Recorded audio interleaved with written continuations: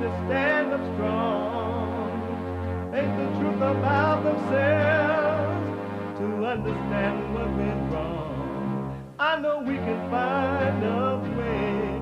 I know we can find a way. I know we can find a way to stand up, stand up, stand up. Throughout the world today.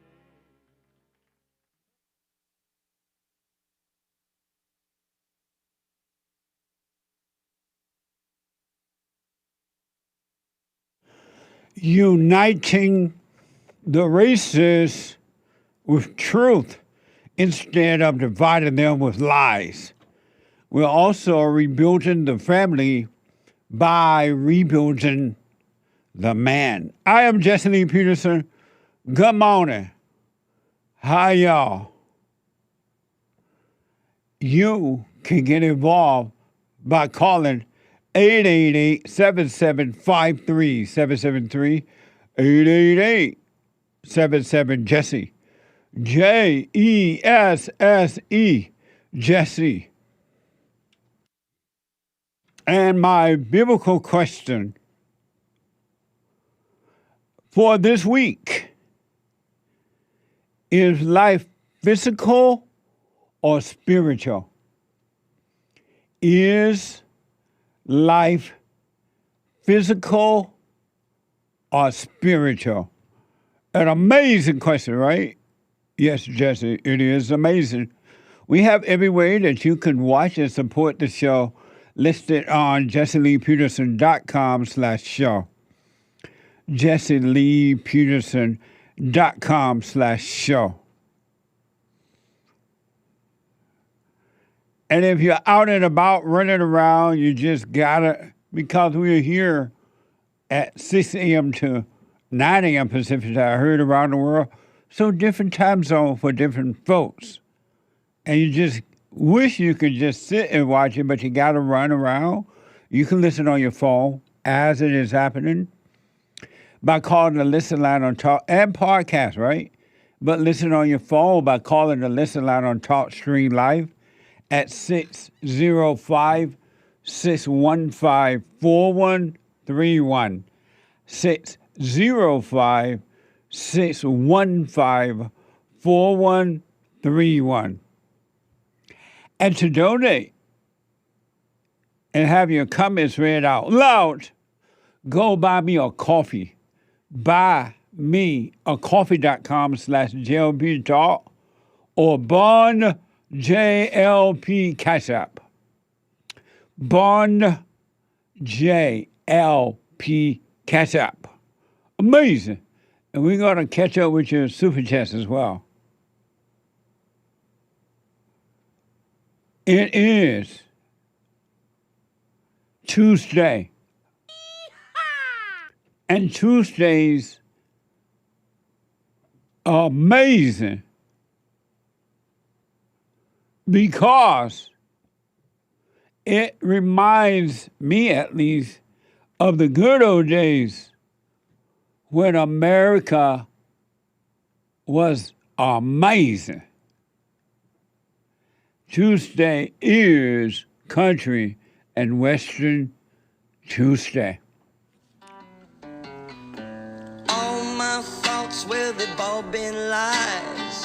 They let me down every single time because the devil's been making homes inside my head. The good, the bad, the glad, the sad. If I could let them all go and give them to God, well, maybe he'd take this anger from my soul. And I'd shine like a light that's too bright to see. And I could lean on God so he could lean on me. Forgiveness, righteous, perfect peace. Amazing. Amazing. Country and Western to an amazing song. A lot of people like that song too. I hear several people all the time. Hey, love that song. And I understand. It is amazing. A spiritual battle, a warfare between good and evil.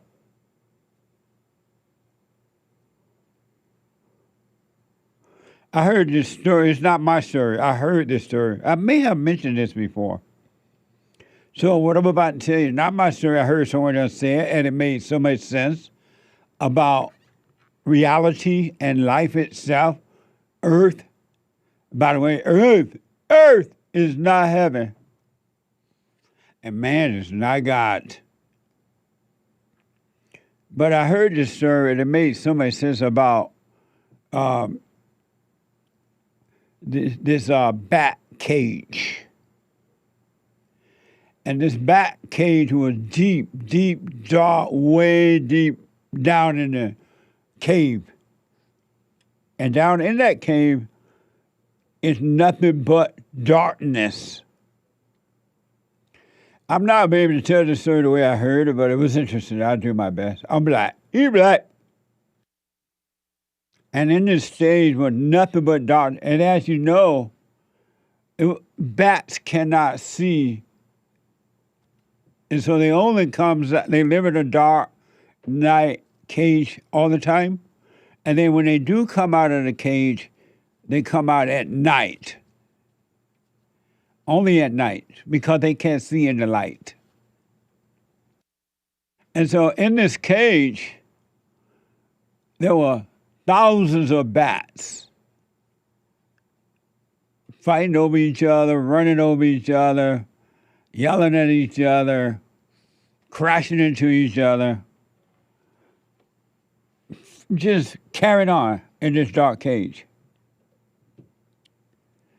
And so one bat finally thought to himself, you know what, I don't like it in this dark cage. I've been all my life, I've been in a dark cage.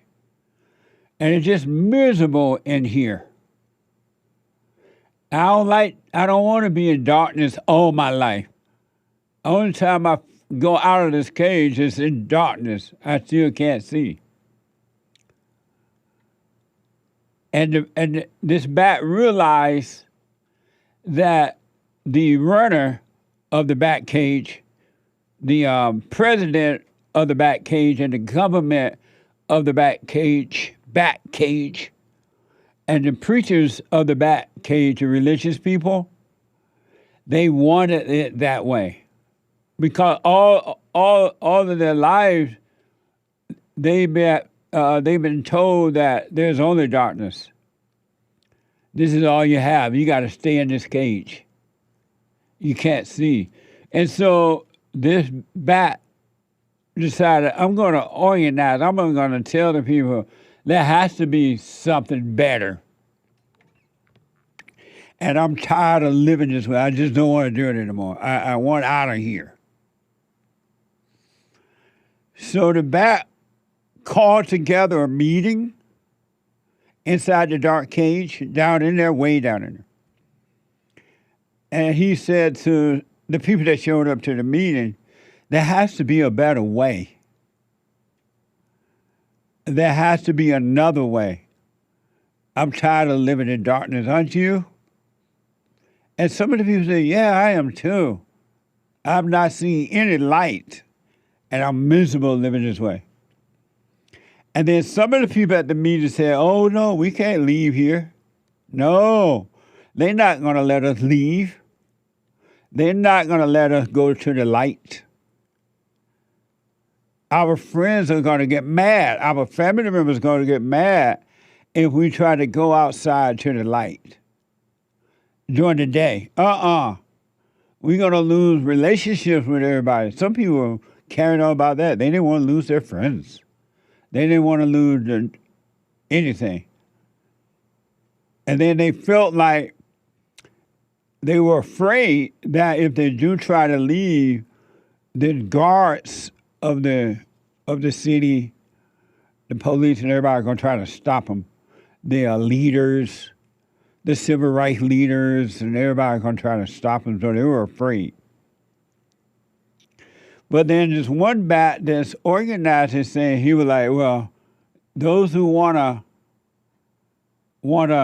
get out of here tomorrow, I'm gonna go to the edge of the cage. I'm gonna go to the door of the cage, and I'm gonna make an attempt to get out of here. There has to be something better.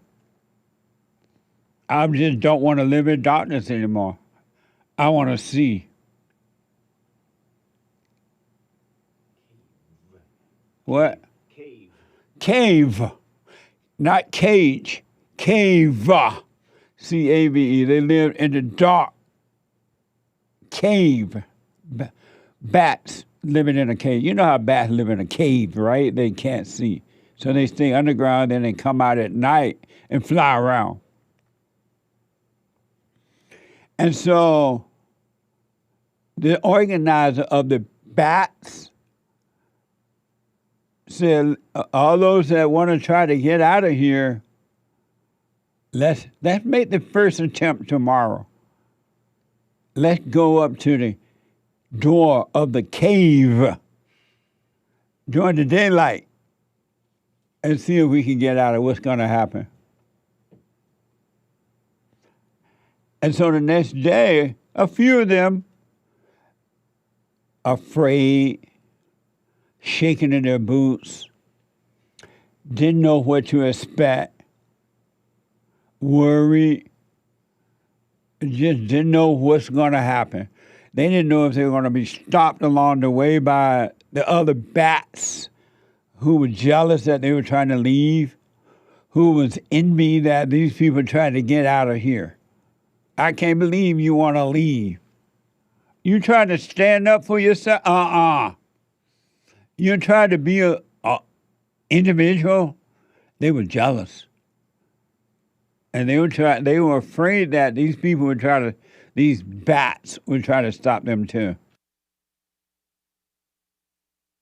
They were even afraid that their mother, the bat mama, would start telling their bat brothers and sisters that they were trying to leave the house.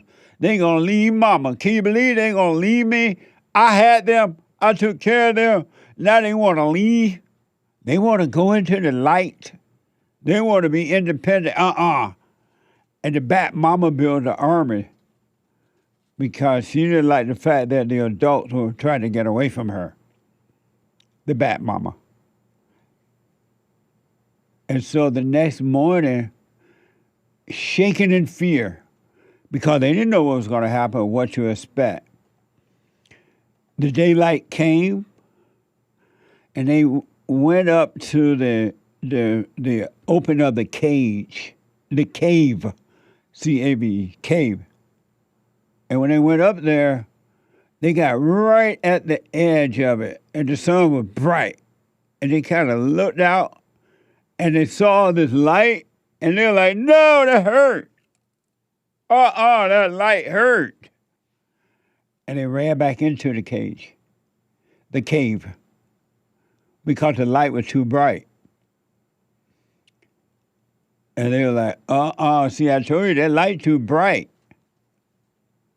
That light hurt. We better go back into the darkness. Into the darkness.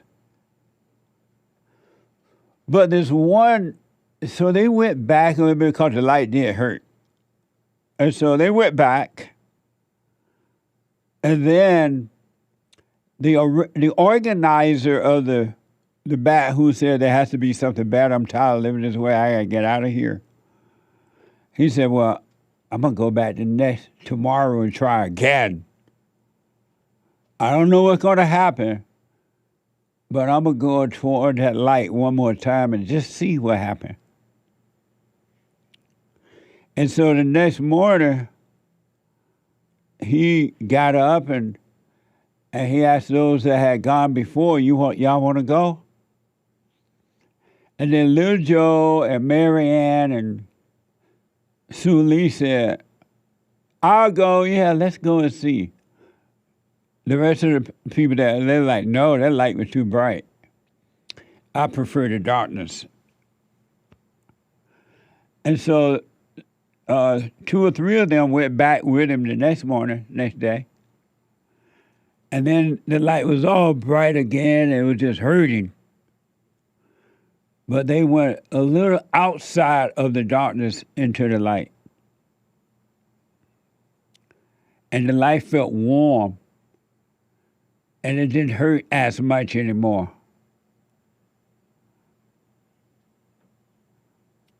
And then they're like, oh, this is not that bad. After all, I can see a little bit. And this light feels good. It's not like as painful as it was on their first attempt to leave the cave. And then so they stayed out there for a minute. And then they went back in. And they decided, well, the next day we're going to do it again. And they went again to it. And this time they went further out into the sunlight. And this time, when they went further out, God's mercy, and you know God has mercy on us, right? He saved them from the darkness. He saved them, and they were like, wow, living in the light is amazing. Because in the light, they didn't have to do anything. The light took care of them. Because they realized that of themselves, they could do nothing. Of themselves, they was helpless. They couldn't save themselves from the darkness. And so they stayed in the light instead of running back into the darkness of their fears, of their worries, of their jealousies, of their envies and strife and loneliness and insecurity, shyness. They faced it. Of the fear of the other bats may come out and try to get them that night, chase them, run them back home, or hurt them. They just lived with it and did nothing about it because they knew they couldn't save themselves. They realized the light was saving them. And the more light they got, the more they wanted. And then after a while, because they didn't do anything about it, they didn't run away from it, they didn't deny that the fear was there, but they didn't let the fear make them go back into the darkness. They lived with the fear. They slept with it, walked with it, eat with it, drive with it, drove with everything. And one day they were free, saved by the light. And that cave, C-A-V-E, I'm talking about, are the demons, the people in your mind. The dark, evil, jealous, revengeful, thrill-seeking cave that you live in the darkness of your imagination. And then that dark, wicked human nature that lives in other people who try to stop you when you try to get away from the crowd, when you try to leave the darkness of the cave of your heart and your imagination. People try to stop you because they're jealous that you're going to stand alone. And they try to stop you. And so does the people, evil, spiritual people in your head. They try to stop you, and they can't believe it. They scream and yell. But what you've learned to do in the light, because you understand how warm and beautiful and loving and the life is in the light and not in the darkness. And in the light, you don't have to do anything but live.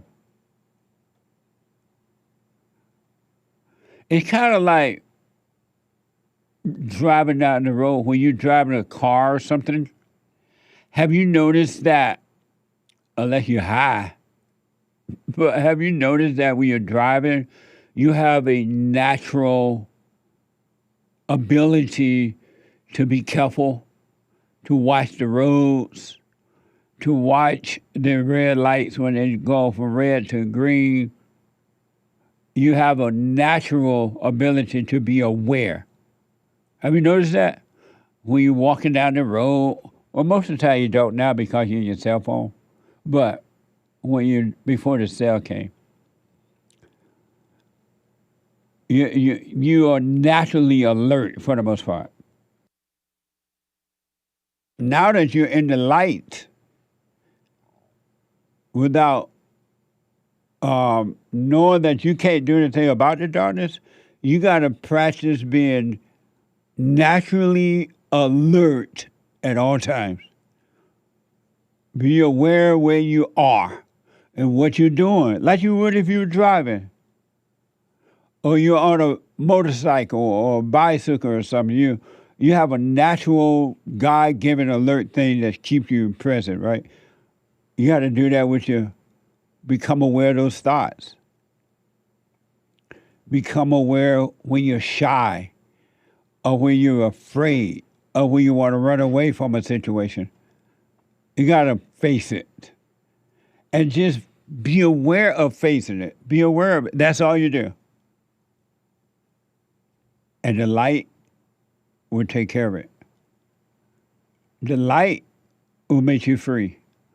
But you don't trust the light. You're so used to living in the darkness, trusting your imagination and emotions. You won't even trust the light. Something like, didn't God say if you wait upon the Lord, He'll provide your every need? Something like that.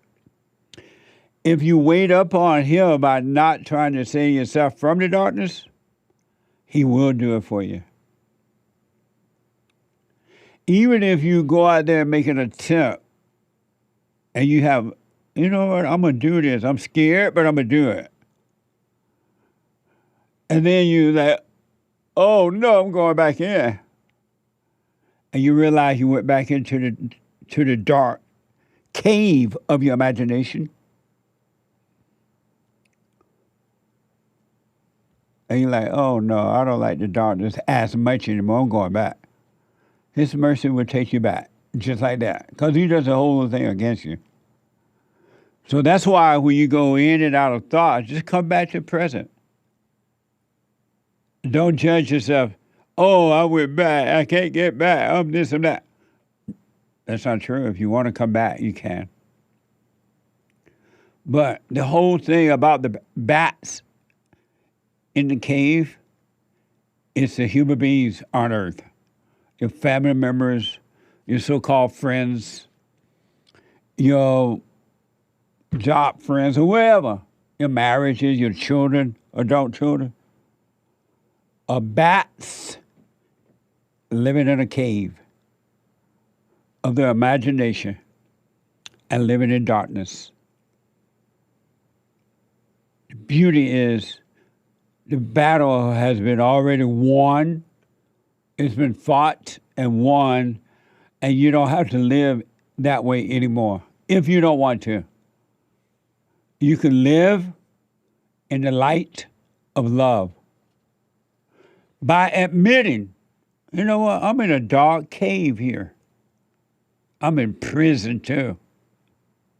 I can't get out. Somebody got to get me out of here. And the light will come, and the light will get you out of the darkness of your imagination, where you will no longer have fear, doubt, or worries, or insecurities, or needs, or anything. But you got to let it happen for you. You can't save yourself. And nobody else or nothing else can save you. Only the spirit of the light. But you got to admit that your heart is dark. You're angry, you're jealous, you're revengeful, You're judgmental. You have no love. You're miserable. And you're trying to, you think that if you got something on the outside, somebody or something outside of you, other than the Spirit of truth, can save you, and you keep reaching out there for it into the darkness, thinking that if you got this, you'll be fine. I got married, I have children, I'll be fine. Or I bought a boat, I'll be fine. I got a house, I'll be fine. It's not going to change, not going to help. Nothing can save you from the darkness but the Spirit of the light. And there is a light. But you got to invite it in by, I can't do anything, I can't save myself. I am not happy, I'm scared, I'm worried, I'm this, I'm that. I don't want to be that way anymore. I'm tired of living this way. Your greatest prayer is to admit you're tired of living that way, in fear, in need of love, need of this or that. There's no love on this earth. On this earth, love is just a word. And everybody and their mama use it. Even your enemy will say they love you and then just try to destroy you. Love is just a word with no meaning. Have you noticed that? They don't love you and you don't love them. It's just a word. Real love, true love, everlasting love, life love come from above, not below. I hear people all the time ending phone calls with, I love you. Your mama calling you up every day, and you hate it when she calls, and you ask her to put on a fake smile, a fake happiness, and then at the end of that call, which you can't wait for it to be over, I love you, son. I love you, daughter. Okay, Mom, I love you too. Just a word. Because the minute you don't answer Mama's call, or you don't call her or text her the next day to let her know how you doing, that love turns to hate, anger. You can leave the cave of your anger, of your emotions, of your lack of patience. But you gotta be willing to stand alone. Take that straight and narrow path and just walk in the light. Remember to stay in the light. Don't forget. Remember to stay present and let it happen for you. And it will. I noticed that when I counsel with people and talk to people too around the world, I can always tell when they have not been practicing being in the light, being present. Because they sound hopeless. All of a sudden their fears are back. Or they're looking for love or something. They married the wrong person. The wrong person. Something went wrong. I'm like, a work is difficult or whatever, right? I'm like, are you doing the silent prayer? And they pause, and right away I know they're not. Oh, well, I did it last night, but I just didn't have time this morning. I had to get up with the kids, or I had to do this. Rule number 1, you can only love the light first and foremost, with all your heart, soul, and might, along with nothing else or no one else. And then love your neighbor. Love your enemy. Don't hate. Come out of the back cave and be free.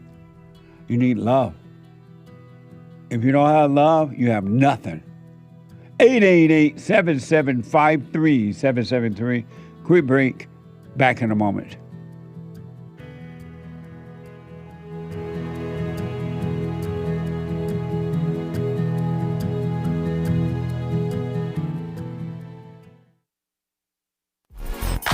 So, here's what I recommend. I invite you to download my silent prayer, and I want you to start doing it.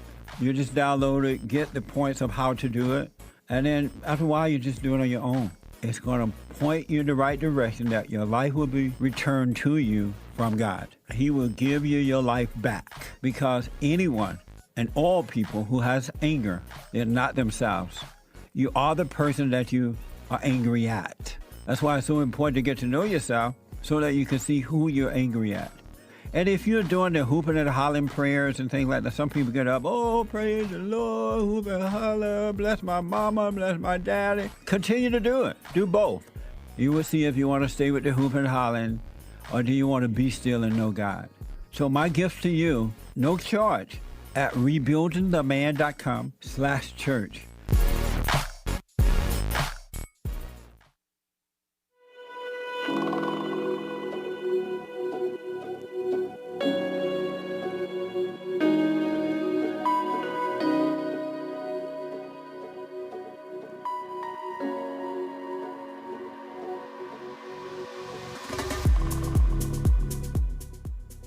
Okay, welcome back. 888-7753. 773-888-77 Jesse. I mentioned in counseling, if you need counseling, family, individual counseling anywhere in the world, we have the best counseling service on the planet. By phone, Skype, or in-house. Go to rebuildingtheman.com, rebuildingtheman.com, or call 800-411-BOND. 800-411-2663, all right, to make an appointment there. Don't forget to like these videos. Like the videos.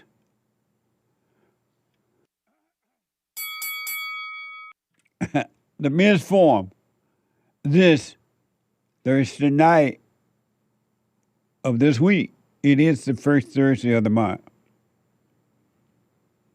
It's the first Thursday of the month. Man up. Man up. The meetings are amazing. Going all the way up from the basement, at least to the 50th floor this year. And beyond, if it happens.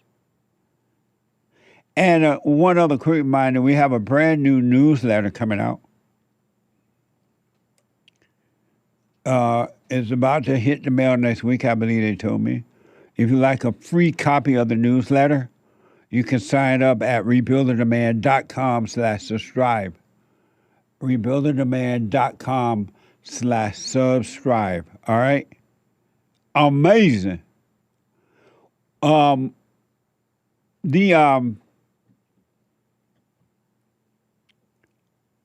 You would think that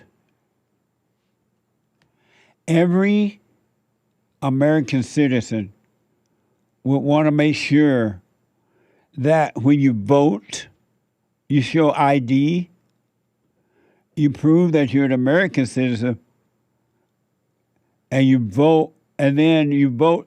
The day that you vote, it's the same day you find out who won. But most people today, they don't want that, especially politicians. And the reason they don't want it, because they need illegal votes. It's about them and not about you. They want power. It's all about self. They're living in a dark cave, C-A-V-E, cave. They're blind and they can't see. And they think having power over the people will give them a false sense of, will give them real freedom, and it won't. It's all about self. And they don't want you to become an individual and think for yourself. NBC, Bay Area.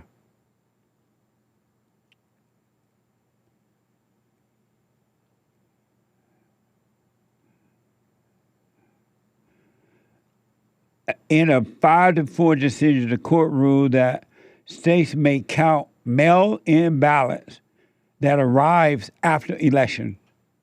Really? They can count mail-in ballots that arrive after election day. Does that make any sense? provide they are postmarked by the deadline. This highlighted as a positive step for electoral engagement. Watch this from NBC Bay. Yeah, Jessica, lots of decisions coming from the High Court today with enough left over so people will still be waiting to see what they say tomorrow. But let's start with today and your cell phone. The court ruling that the use of cell phone data requires a warrant. This is a win for digital privacy advocates here. If law enforcement wants cell phone location data while investigating, say, a crime, they need a warrant first. Also decided by the High Court, and this is big for us here in California, states can count mail-in ballots that arrive after Election Day. A 5-4 decision that says your ballot, if mailed in by Election Day, will be counted. It's a really easy way that we connect to democracy by voting. But so many people are unwilling or unable to go in person. And so the ruling was probably, I think, a positive for the way we engage with the electoral process. She's lying. That's not good. And anyone that want to go in to vote, you can go in to vote if you want to. It's not true. Trump said the Supreme Court mail-in ballot ruling give people more time to vote illegally, and that's for sure.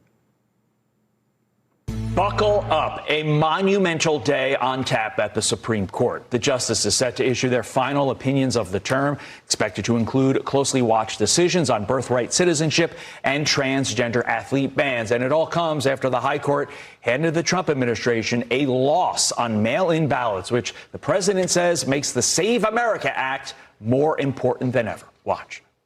Well, because of the mail-in ballot ruling, which was a little bit surprising, gives people more time to vote illegally, let's say.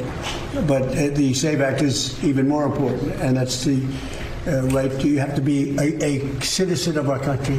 Okay, you have to show you're a citizen of our country, called citizenship. Voter ID by photo voter ID, and no mail-in ballots. Unless you're in the military, disabled, you're ill, or you're away. Amazing. Remember when voting was so easy? You would go in on that Tuesday. You had all day. They kept the polls open until 8 p.m. So you would have no excuse for not voting. And then some job will let you go and vote and come back to work. And you have to show ID. Earth is not heaven, and man is not God. That was from Fox News. Last soundbite on this from an NBC Bay Area.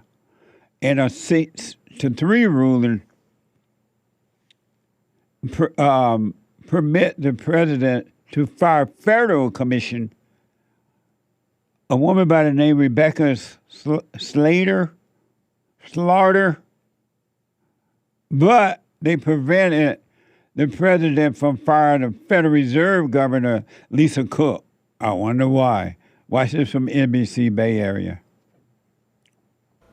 Also from the Supreme Court today, a 6-3 ruling allowing President Trump to fire Federal Trade Commissioner Rebecca Slaughter. But the court also ruled that Trump's firing of Federal Reserve Governor Lisa Cook was unconstitutional. In that way, they're keeping the Federal Reserve independent. Another decision from the court today, refusing to hear President Trump's attempt to overturn a jury decision that Trump sexually abused and then defamed writer E. Jean Carroll. No high court decision today on birthright citizenship. Jessica, that is expected tomorrow. Earth is not heaven, and man is not God. Get rid of the white woman, but keep the black one. What a mess. 888-77 Jesse. Let me go to California and talk to Stephanie out of California. Stephanie, you are on the air. Hi. Good morning, Jesse. Hey, Stephanie. Hey. So my question is, I don't know how to have normal conversations, it seems like, with my neighbors or anybody. And I don't know what I'm supposed to say, just because I don't know, like I can't bring up anything because maybe I'm in my head or they're not in agreement, and I don't want to scare anyone off. And I feel like I sound insane when I talk to anybody. And your question for me is what? My question is, how do I talk to my neighbors? My husband's in the background without bringing up the truth. How do I talk to my neighbors without bringing up the truth? What do you mean by bringing up the truth? For example, my neighbors always come to my yard and they like stand there and want to talk for a long time. And they'll talk about anything and everything all the time.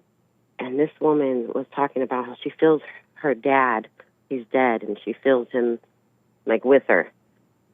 And immediately I just wanted to like shake my head and say no. And that happens all the time. I'm just like, oh, do I say that? Do I not say that? I just sound crazy. Do you want to stand there and talk to her? Sometimes I do, but it feels like it's just a thrill because I should just be looking at my kids. So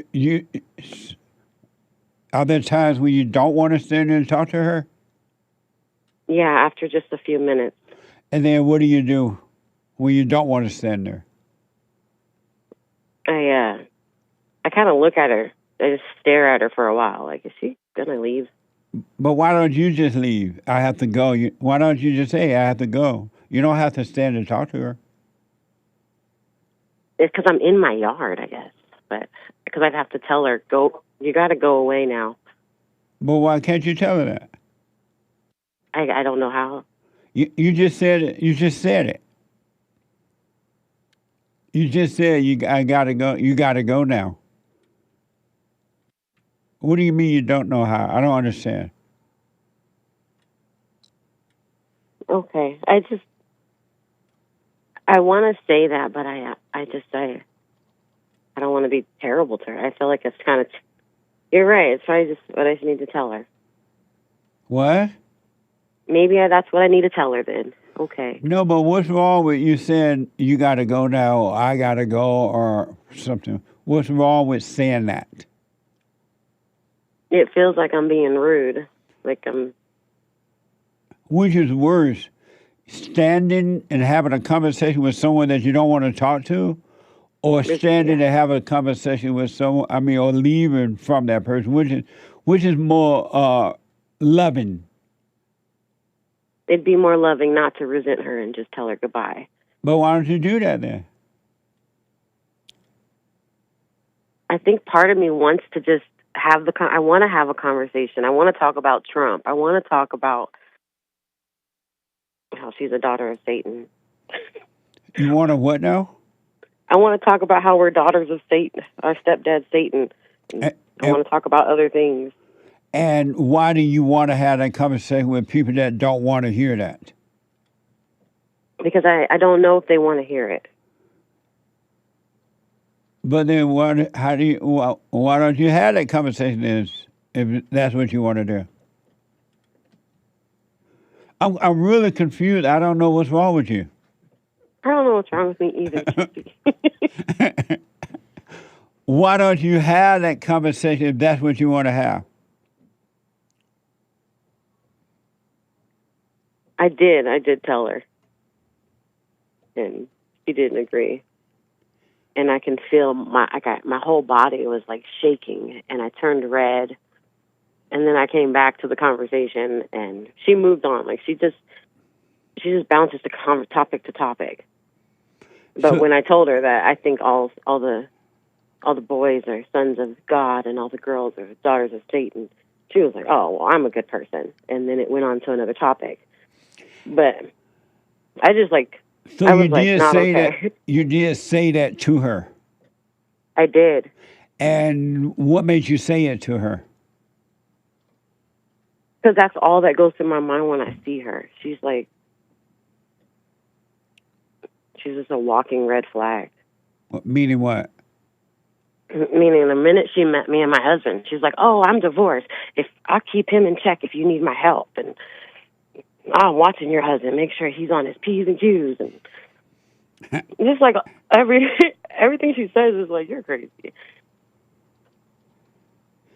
But I think you're the problem, not her, because you are dealing with someone that you don't see, you can't even be yourself, or you don't want to deal with it. I don't understand why you put yourself in the way of this person, knowing that you don't want to deal with her. Yeah, I don't know why either. I don't know why. I literally, she's like on my mind all the time. I have to like stop myself from looking out the window. Why are you I am the judging her? problem. I don't know why I judged her. I don't know why. I tried to just stop and say, okay, I wish her well. I'm done. But I don't know. And I was like, maybe I'm just crazy. I'm just going to leave her alone and say hi. But she always comes over.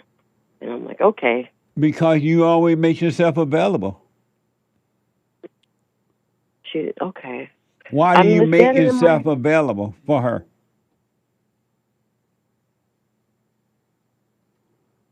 You're okay. No, next time I can bring it. That was a question. Because maybe it's just a thrill. Maybe I like it. Why do you make yourself available for someone that always comes over, but you don't want to talk to them, and you feel like you can't have a real conversation, but you always make yourself available? Why?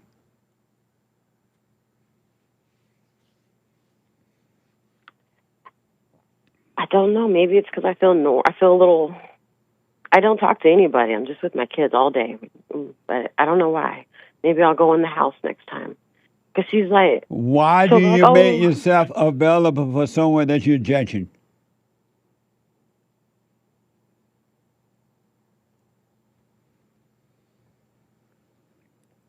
Why do I make myself available for it? Because when you see her, you run out there and talk to her. As a matter of fact, you go in the yard hoping she'll come over. Yeah, I walk outside and I look over like, is she out there? I'm looking for her. I'm looking for it. And I don't... And I realized, like, okay, I judged her. Why don't your husband stop you?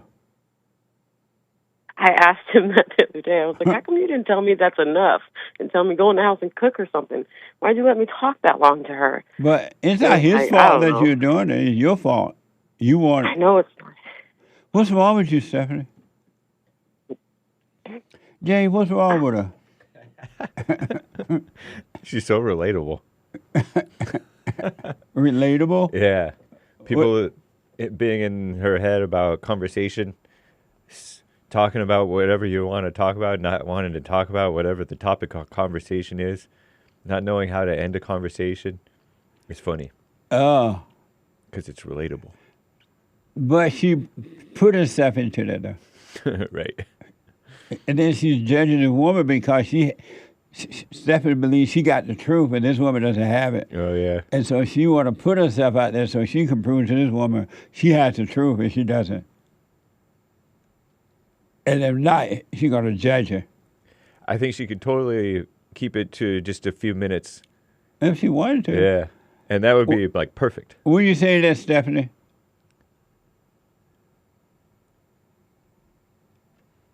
Hello?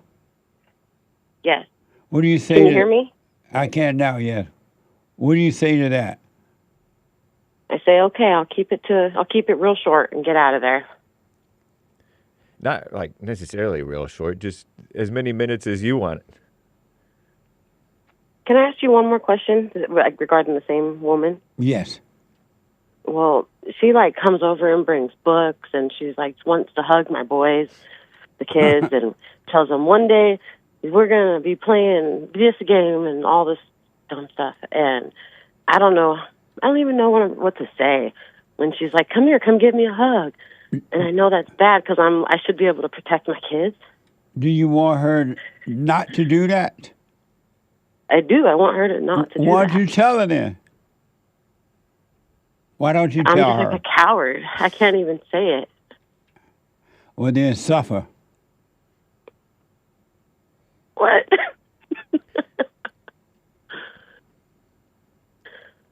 Just suffer. You love suffering. Yeah. Because you could say it if you wanted to, but you love the pain of not saying it. That's why. And you love judging this woman. Do your kids like hugging her? No, they've yet to hug her. They never go close to her. It's like, okay, lady. You're the problem, Steph. You're not protecting your own children. And this lady only getting away with what you allowed her to get away with. And then you judge her. And the more you judge her, it takes away your ability to stop her.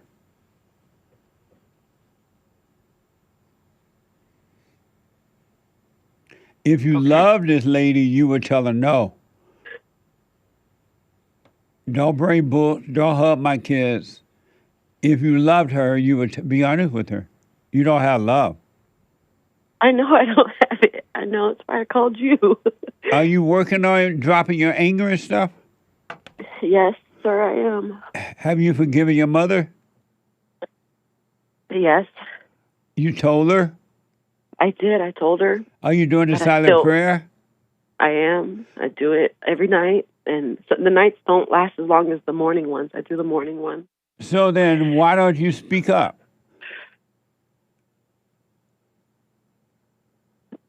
I can't. I'm not sure. I really don't know what. I'm just like a coward. And how will you overcome it if you don't speak up? Okay, I'm going to overcome it. No, that was a question. I won't. It'll just get worse. You are living the life that you want, Stephanie. If you didn't want to live in fear, you will overcome fear. This woman is giving you, based on what you've said, all the opportunities to overcome fear. And you're not taking them. Instead, you're going into darkness and judging and then resenting yourself for not speaking up and resenting this woman. It's not her fault that you don't speak up. And if she doesn't want to play with you, that's on her.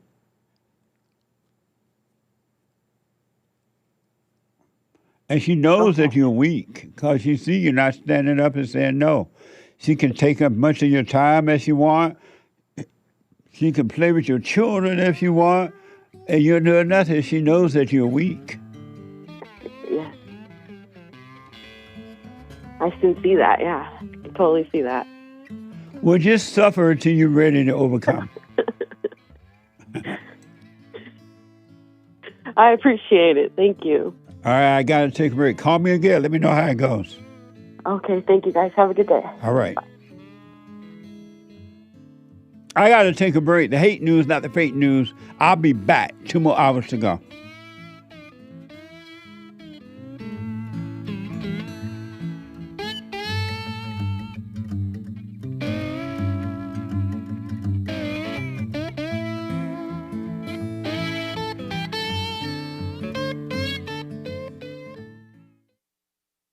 Now, I totally disagree with the way things are going, but you can't be angry because that's what the enemy wants. He wants to control you. They do things to make you mad so they can control you. It's like being married. And the wife would do things to make you mad, or she'll do things to make you feel good. And men do that to women too when they want something from the woman, especially sex. They'll make her feel good or they'll make her angry.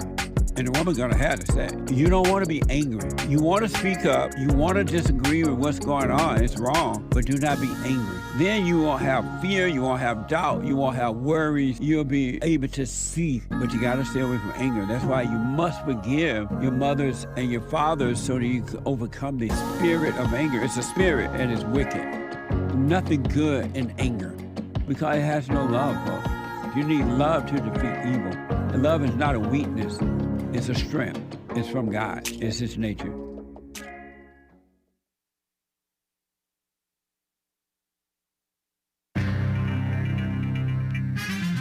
There's a whole lot of mess going on in this here old world. Am I right or am I right? It's the end of hour 1 of the JLP Peterson Show. Country and Western Tuesday, y'all. June 30th. Last day of the month, by the way. AD 2026. Hang tight, callers. JLP will be right back. We'll get to your calls. We'll get to your super chats as well. All right? Those of you who have super chatted. And more great stories. It is hake news, not fake news. And we should be hearing about the Anchor Baby decisions. Anchor Baby decision. The Supreme Court decision on birthright citizenship. Soon, and very soon, maybe. They're suggesting 7 a.m. Pacific, and it's nearly 7 a.m. Pacific, 10 Eastern. But I don't know. We'll find out, maybe. SpaceX arrived on Wall Street this month amid high expectations, and it is so far delivered, according to CNN, if you want to believe them. But for many investors, the real bet is on CEO Elon Musk, and that his next act will be as lucrative as his last. And the Supreme Court, according to CNN, is expected to conclude its term today with blockbuster rulings, including a case that could reshape who is entitled to be a U.S. citizen. Birthright citizenship has long been treated as a constitutional guarantee, which is a joke, but it has come under renewed legal scrutiny under our greatest president, Donald J. Trump's administration. He has called much attention to it over the past both terms. More broadly, this term of the high court, high on pot, are they? I don't know. Just kidding around, Supreme Court people.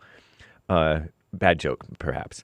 Has evolved into a test of presidential power, with the justices repeatedly asked to define the limits of the executive authority amid our greatest president's efforts to expand it, according to CNN. Venezuela, they had those 2 earthquakes, and over like 1,000 plus, 1,000 plus hundreds of people have been killed in this dual earthquakes, and maybe some aftershocks too. NASA researchers estimate more than 58,000 buildings were damaged or destroyed by the twin earthquakes that struck Venezuela last Wednesday, according to a report based on satellite radar data.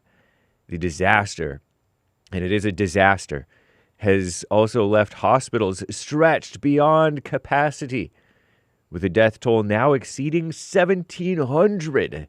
Wow, 1,700. Mind-boggling numbers. Anyway, to me anyway. Peace talks. The U.S. and Iran are issuing conflicting statements about potential new talks. U.S. Special Envoy Steve Witkoff en route to Doha. Doha sounds familiar. That's maybe like in the Middle East somewhere. I forget where. Pardon my lack of knowledge of geography. After our greatest president, Donald J. Trump, said that the U.S. would be meeting with Iran in Qatar today. But Iran said no negotiations are scheduled. So blah, blah, blah, blah, blah. You know what else is ridiculous about the so-called Supreme Court? The E. Jean Carroll case on the Supreme Court on Monday, you heard about this yesterday too, declined to take up an appeal from President Trump over a $5 million verdict and finding that he sexually abused and defamed E. Jean Carroll. Not that he actually did it, but that he more likely than not did it, according to some ridiculous jury, right? Duh. Anyway, a decision that means the president will now have to pay the magazine columnist woman, E. Jean Carroll. Ill-gotten gain, if you ask me, but that's the way of the world. It's the latest chapter in a years-long legal battle that has left Trump owing, so-called, E. Jean Carroll, this woman, more than $100 million across 2 judgments. It's shameful. Alligator attacks. 3 alligator attacks in just 1 week have rattled Central Florida. The latest killing a 31-year-old woman. Serious encounters with alligators remain relatively rare. Pardon me. According to Florida Fish and Wildlife Conservation and Commission data, but the recent spate of attacks has prompted new warnings from local authorities. So keep your distance, stay aware, or whatever you're supposed to do. I'm James Hake. Now back to JLP, Hour 2.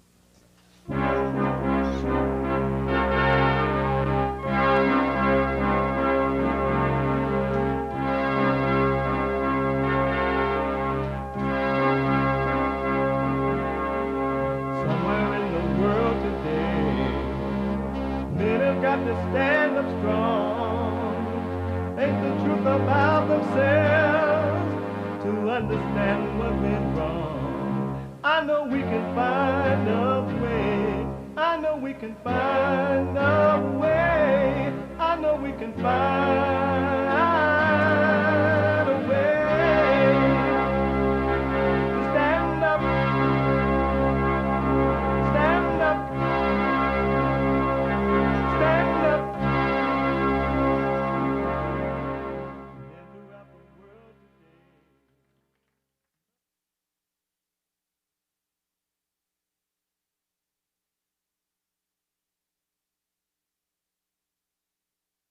Uniting the races with truth instead of dividing them with lies.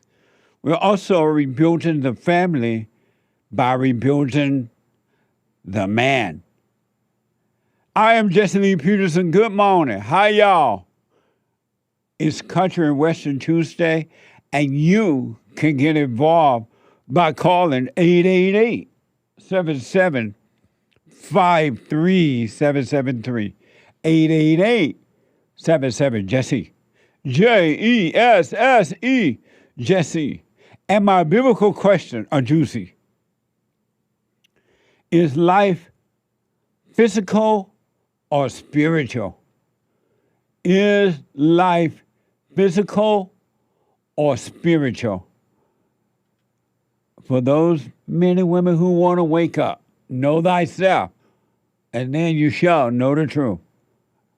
We have every way that you can watch and support the show listed on jesseleepeterson.com/show, jesseleepeterson.com/show.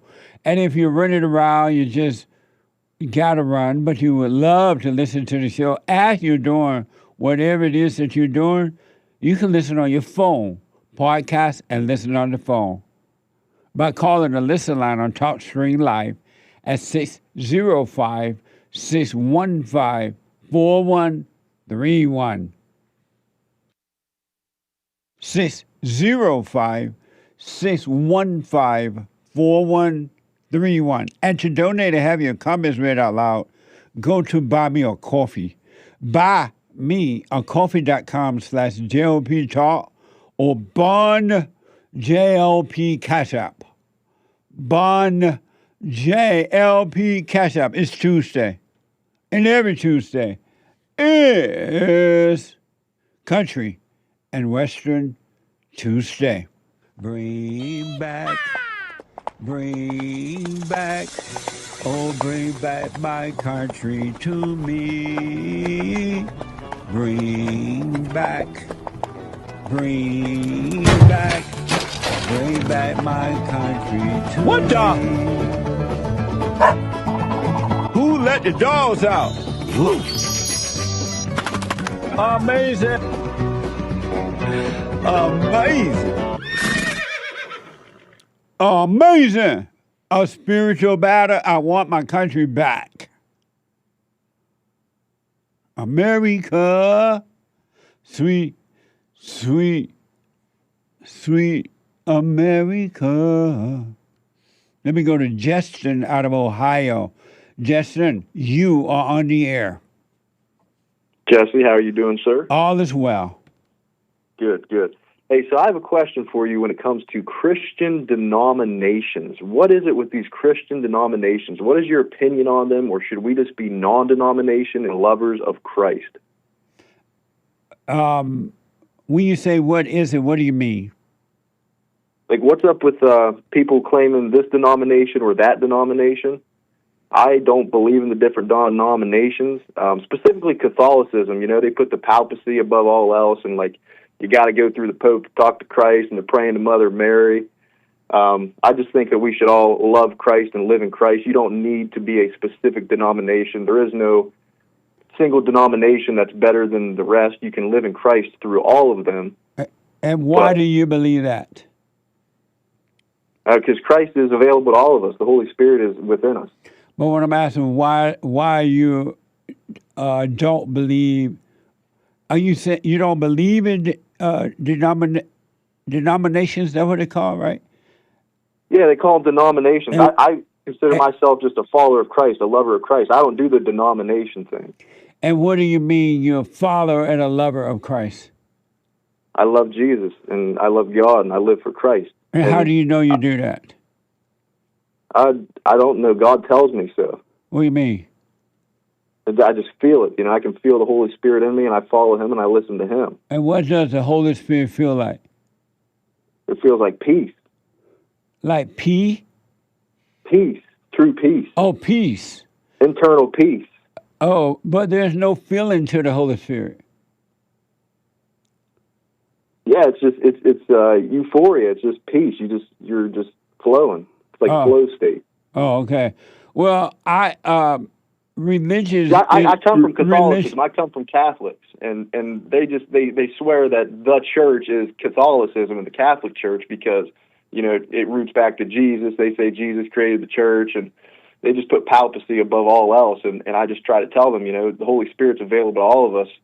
It seems like their argument is always that their church is the church, and I see that among all the denominations. Well, make sure you don't judge them, though. No, absolutely not. No, okay. It's just out of love. I tell them that the Holy Spirit's available to all of us. Yeah, but religion is like the government. Any religion organization is set up, church or Catholic, whatever. They're set up to control the people, just like the government. They're not set up to make sure to point you back to God. They're set up to control you. I agree with you 100%, Jesse. Like you said earlier in the show, you can tell when someone's truly following Christ and living in Christ. And it just seems to me that, man, these Catholics, every time I discuss Christ with them, they end up arguing with me, telling me that, their church is the church. And I says, Jesus loves all, Christ is within us. Yeah. Well, God did not establish religion. He has nothing, nor did his son. They have nothing to do with religion at all. They're not in religion at all. And that's why yes, sir. Religion doesn't work, because it has nothing to do with God. Amen. Amen, Jesse. I appreciate all that you do, man. I'm 25 years old. I just went through a divorce, so I got 2 kids. You helped me out a lot, man. Praise you. God bless. Stay with it, stay with it, stay with it. Yes, sir. Have a good one. All right, buddy. 888-7753-773. Super chat. Superchats. Good morning. Robert. Good morning. 5 coffees from Robert. Shout out to Charlie Pride, the late great. A black man singing country and one of the best. And thanks to the Bond crew. He died? Yeah, back in 2020, I think. Oh, amazing. Shout out. Thank you. I had to look him up. That's how I knew. He died? Yeah. Oh, okay. Back in when? 2020, December. A black guy, right? Charlie Frank Pride. I kind of remember that. Charlie with an him. EY instead of the usual IE. CHARLEY? Yeah. Oh, amazing. Thank you, Robert. Brian R. Good morning. How y'all? I'm on vacation in Turkey, and it's amazing. I know JLP is interested in time difference around the globe. Yeah. Emoji. Amazing. It's 4 p.m. here. Jesse, have you tried the sweet pastry baklava before? I don't know what that is. Interesting you should ask. The answer is yes. If you had any from that platter that came from some church gal. Oh. That's the stuff that looks like it has little pieces of pistachio on them. Yes. And it's that flaky stuff, and it's like it was so good. Oh my gosh, my mouth is watering right now. Wow. So Brian posts. Thank you. Brian gave this around 6 a.m. our time, and so that around 6 a.m. our time, it was 4 p.m. there. That's amazing. Have fun. Yeah. Yeah, amazing. Who's that from?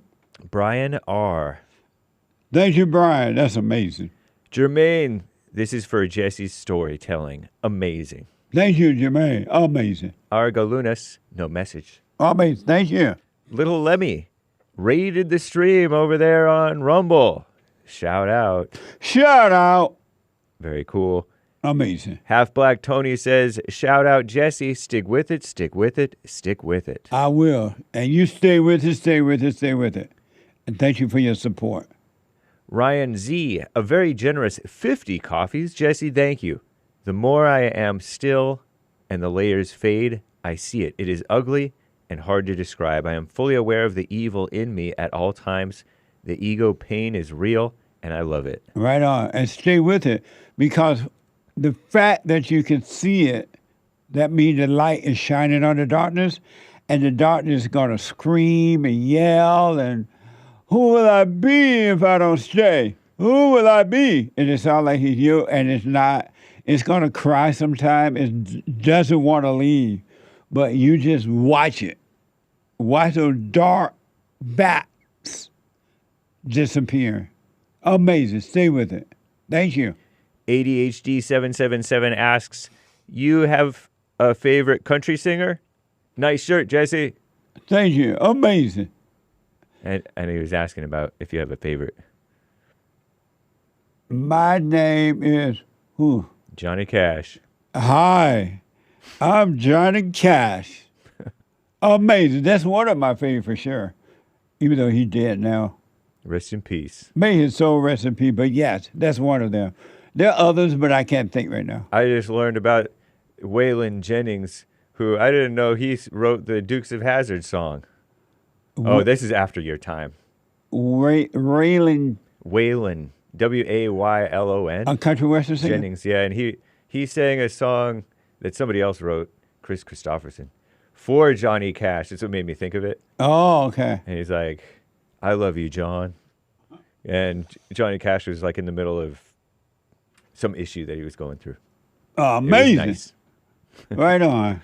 Thank you. And thank you, guys. I do believe that's all for now. Amazing.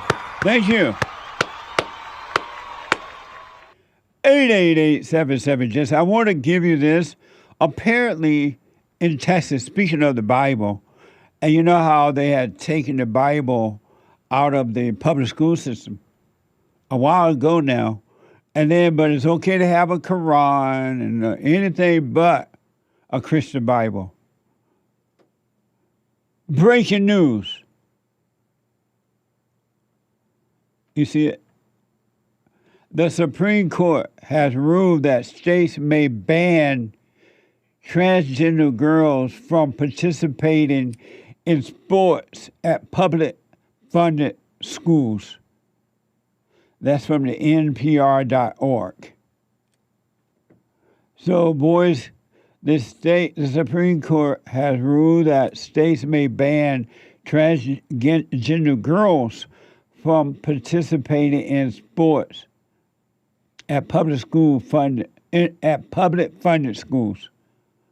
NPR. It just came down right now. Right on. Breaking news. Thank you, Derek. So transgender girls mean the boys, right? Yeah, boys who feel like they're girls. So are they going to stop the girls from playing with the boys too? I wish. That was happening long before we were accepting the transgenders. That was happening when I was in high school. I know. Girls wrestling with boys and girls on the football team. What a mess. This is one issue that as long as they're letting girls play in boys' sport, I'm okay with boys playing in girls' sport. What's the difference? It's the same thing. Derek said, LOL, girls can't compete with boys. That sucks. They stink. Well, he didn't say stink. They stink. Yeah. But it's okay for the girls to play the boys' sport and weaken the boys, but it's not okay for the boys to play the girls' sport and weaken the girls. Keep them from being. It doesn't make sense to me. And I've asked so many people about that. Are you for boys playing in girls' sports? No. And why not? Because the boys are stronger. The girls don't have a chance. And then I asked, are you for girls playing in boys' sport. Yeah. I'm like, what do you mean? Yeah. How can you be for one and not the other? And against the other? How is that, Hake? A double standard. Kissing up culture to women and victimhood stuff. But it look like they should know that's so wrong. If the boys are too strong to play in the girls' sport, it's the same thing the other way around. Right. And like you said, the boys weaken themselves. They do. It messes. In the workplace, men don't even like having women in the workplace. A lot of times. I asked I know some guys who do that judo stuff, karate and all that. Is it called karate? Not anymore. What's it called? MMA maybe. You know how they be doing Jiu-jitsu? it? Yeah, that kind of stuff. Yeah. And they have to do it with girls sometimes. Right. I'm like, what a beta. And I'm like, so what you weaken yourself? You let her make you weak? They're like, yeah, I don't fight as hard when they fight with the girls. Right. Isn't that crazy? Yep. Imposing that on the guys, but they don't want to impose the guys on the girls. You have to be careful where your hands go and everything.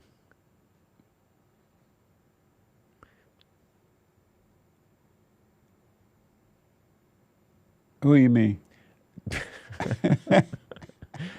I didn't think I had to explain. But it gets in people's heads. I remember in high school. The hands against in the head? No, you don't want to mess up their hair? No, it gets in your head about, I have to be careful how I handle this gal. Oh, you fought with girls in school? No, but my teammates did in the wrestling team. Oh, yeah. That's ridiculous to it is. wrestle with a woman. Mm-hmm. What a mess! But anyway, let me just real fast show you this. In Texas, they approved a new book, state book, last Friday, and it's like a Bible, excerpts from the Bible. New York Times is reporting the selection have drawn criticism for putting an emphasis on old texts, often written by white and male authors. They mad because they're like, the Bible written by white men. In a state where more than half of students are Hispanic or black. See why integration don't work? Segregation is the way to go. Watch this from ABC News and KVUE. In what appears to be a first in the country, the Republican-controlled Texas State Board of Education has passed a plan mandating works that all of its more than 5 million public school children must read, and Bible passages are included in every grade's required materials. So in elementary school, students will begin with a picture book series, and starting in the 4th grade, they will read specific Bible passages about Jesus. In middle school, that will include the Sermon on the Mount and teachings about the kingdom of heaven. And in high school, students will read Bible passages alongside classical authors like Charles Dickens and Jane Austen. Now, last year, Texas began to require every classroom display the 10 Commandments. This latest change doesn't start until 2030, but this move puts Texas square in the center of the debate over religion in schools, and some educators are arguing this violates a separation of church and state and favors Christianity over other religions.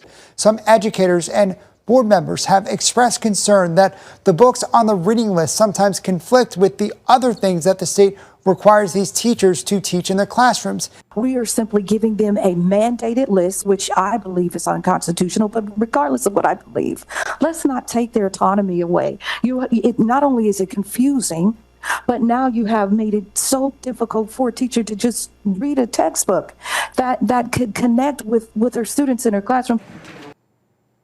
Oh, so the teachers are so dumb they can't read the Bible? She said they can't read a textbook.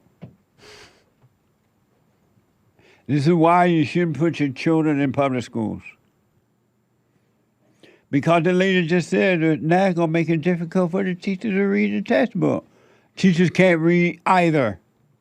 What do you think happens to your children? So they have like gay books and transgender books in schools. No problem, right?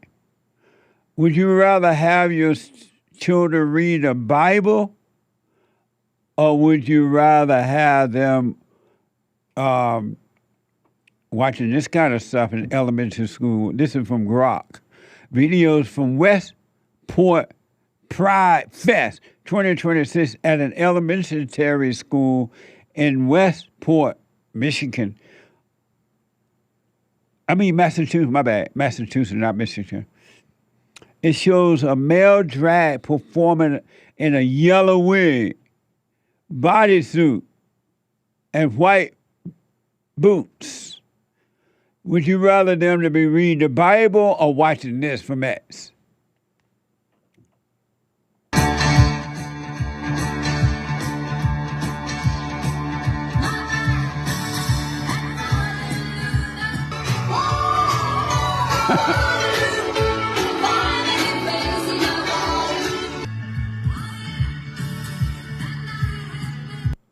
That's amazing. It's amazing that they would bring that kind of stuff to school for the children.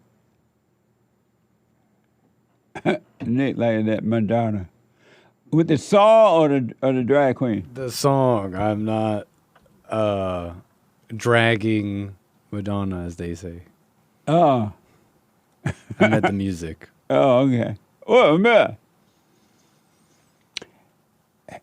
Heaven is not earth, and man is not God. What a mess. 888-77. If you love your children,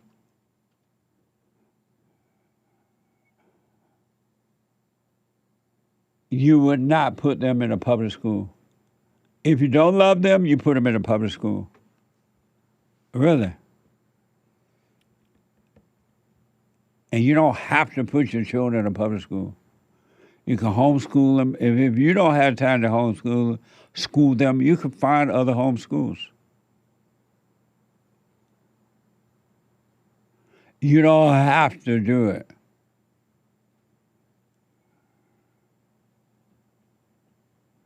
And it's not true that it's unconstitutional to teach the Bible in the schools. That's not true. That's a lie. From what I read in history, the little bit that I do read, the great white men who founded this country, it was all founded on Christianity by God.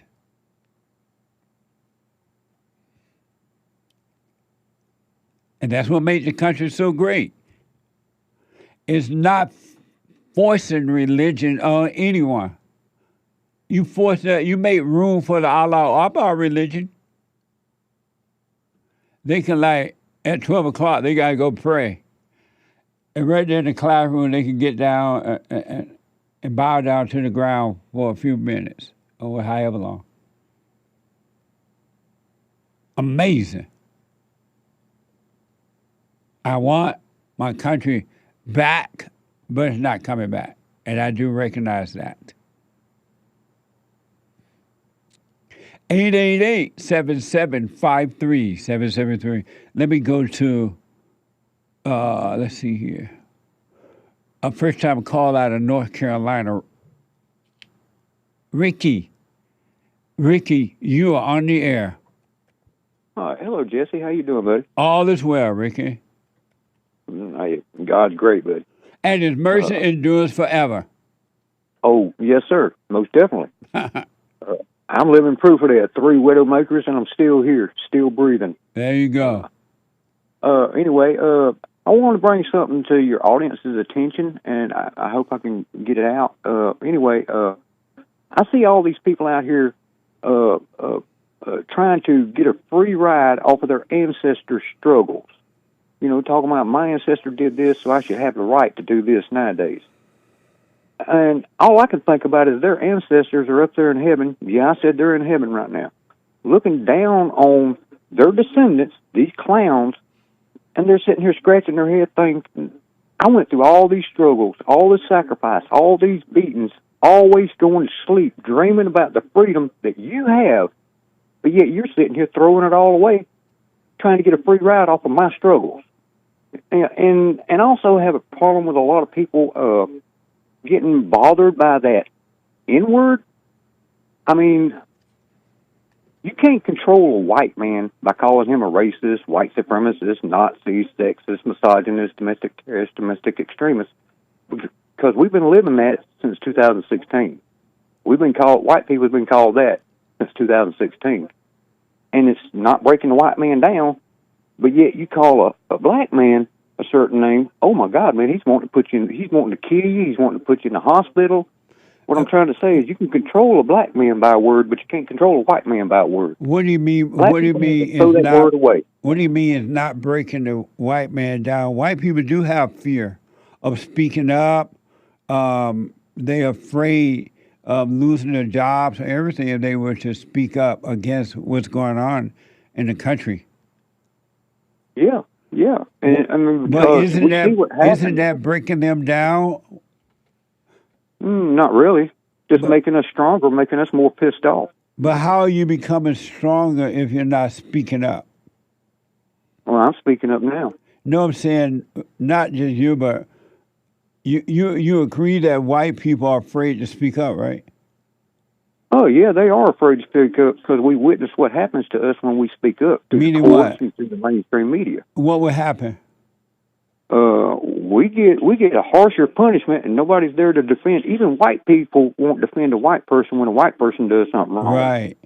And so how is that not breaking down then? If white people were not being broken, they would speak up.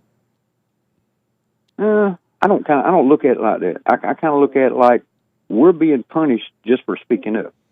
I know, but that has put fear in white people to speak up. Yeah, some white people. Yeah, I have to admit. Yeah, some white people. A whole lot of them. I don't really. Well, yeah, I have to agree. There is a little bit more than what I think it is, but yeah, I don't see it that much. Why I see white people out here getting pissed off. But I know, but getting teed off and not speaking up is doing no good. It's best that they speak up with love rather than not to speak up and get angry, because that's what the enemy wants you to do. He wants you to get mad and then speak up, because being angry and speak up, you're going to come out in the wrong way. And then they're going to say, see, I told you white people are racist. White people do this. But if white people were to speak up without being angry, that's where the real power is. Yeah. We need to have a conversation with each other. We need to work this out instead of fighting against each other. Right. Because the system is getting exactly what they want. The system is sitting back there laughing their tails off. Look at them. We got them fighting against each other. They're not even looking at what we're doing. They're too focused on each other. We succeeded. Does that make sense to you? It does. I mean, that's why I've said for a while now that there's a genocide in Europe against white people, and in Africa, South Africa, and now in America, there's a genocide upon white people because white people have fear. And there's nothing worse that you can have in your life than fear. Yeah, because the Bible plainly tells you, yea, though I walk through the valley of the shadow of death, I shall fear no evil. Shall is a definitive. Right. That means you should not fear. And God also says he did not create us for fear. But man tells us to fear. But yet God tells us, I think it's in 2 Timothy, not to put any trust in man, period. But yet man put an exception on there. Do you tell white people they need to start speaking up? I mean, I tell them all the time, but they won't. Yeah. Amazing. What a mess. Ricky, thank you, man. I got to take a break. Back in a moment.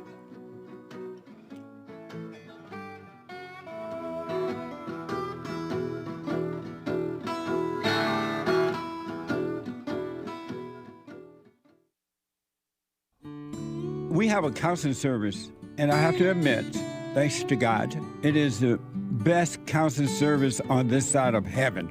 I counsel with men and women, families, individuals around the world. Most people are unhappy, They're miserable. They have rough lives.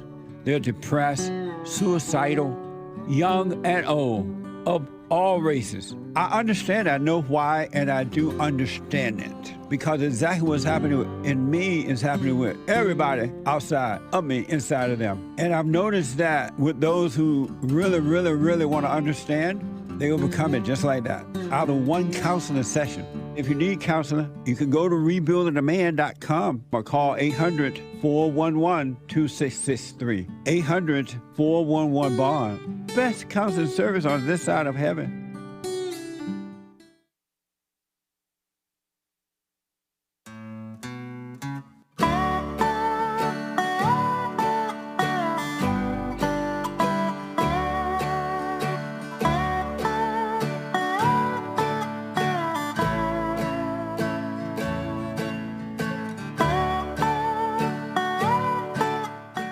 Amazing!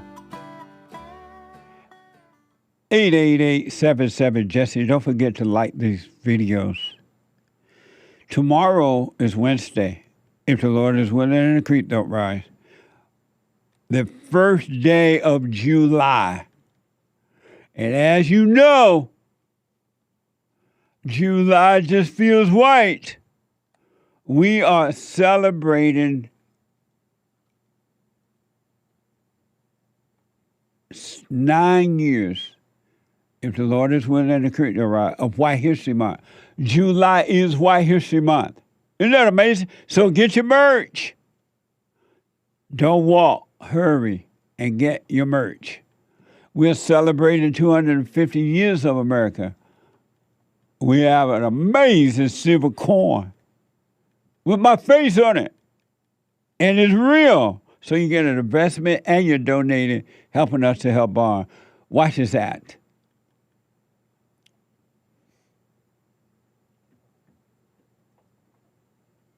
Hi, I'm Jesse Lee Peterson. 2026 marks 250 years of America, and they have put my face on this beautiful silver coin to commemorate this occasion. That's amazing. Call 800-411-2663. That's 800-411-BOND. Grab yours now before they are gone. Amazing. 800-411-BOND. And right now, the 20th person, I mean, not 20, 10, right? 10th person that buys a silver coin, you're going to get an American flag, silver, 1 ounce American flag at no cost. Another investment. As a way of saying thanks, here are the rules for that. As he said, it's the American Hope coin with the bonus offer of a new coin. The 10th person to purchase the American Hope coin will receive the bonus flag coin as our complimentary gift. It's not a raffle or drawing. It's just going to the 10th completed purchaser. The promotion is valid while supplies last. One bonus flag coin is available. Purchase must be completed and payment confirmed to qualify. Bonus will be awarded to the 10th completed purchaser based on Bond's internal order records. Amazing. Go to jesseleepeterson.shop. And we have Punchy Coffee there. Good. While you enjoy your beautiful silver coin and the flag, you can have some delicious Punchy's coffee. My own coffee. And it is good. And, as I said, tomorrow is the beginning of 9th year of celebrating White History Month. Get your T-shirts.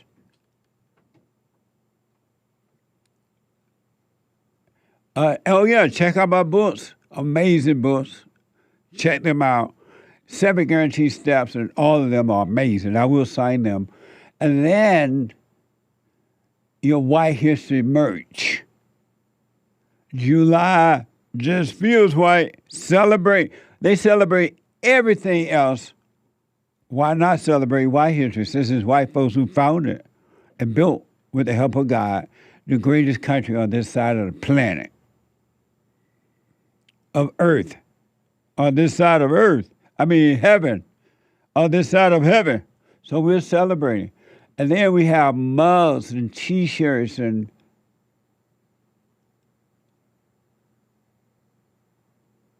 we're going to show them in a minute waiting.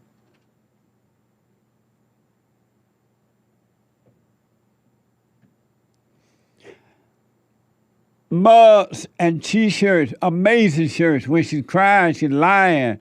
And other shirts I can't see up there, but other shirts with mugs and everything. And every dime that you get, you spend on merch, goes back into doing the work here. So you're helping us to help others while you're being helped. Giving and receiving. Again, go to JesseLeePeterson.shop. JesseLeePeterson.shop, and I appreciate it. All right? The Hake Report coming up at 9 a.m. The Hake Report from 9 to 11. Then the American Anchor Baby from 11 to 1 p.m. The American Anchor Baby. So I'm wondering out loud if the Supreme Court go against saying, yes, you got to ship the anchor babies back. They can't become citizens. Wouldn't they have to leave?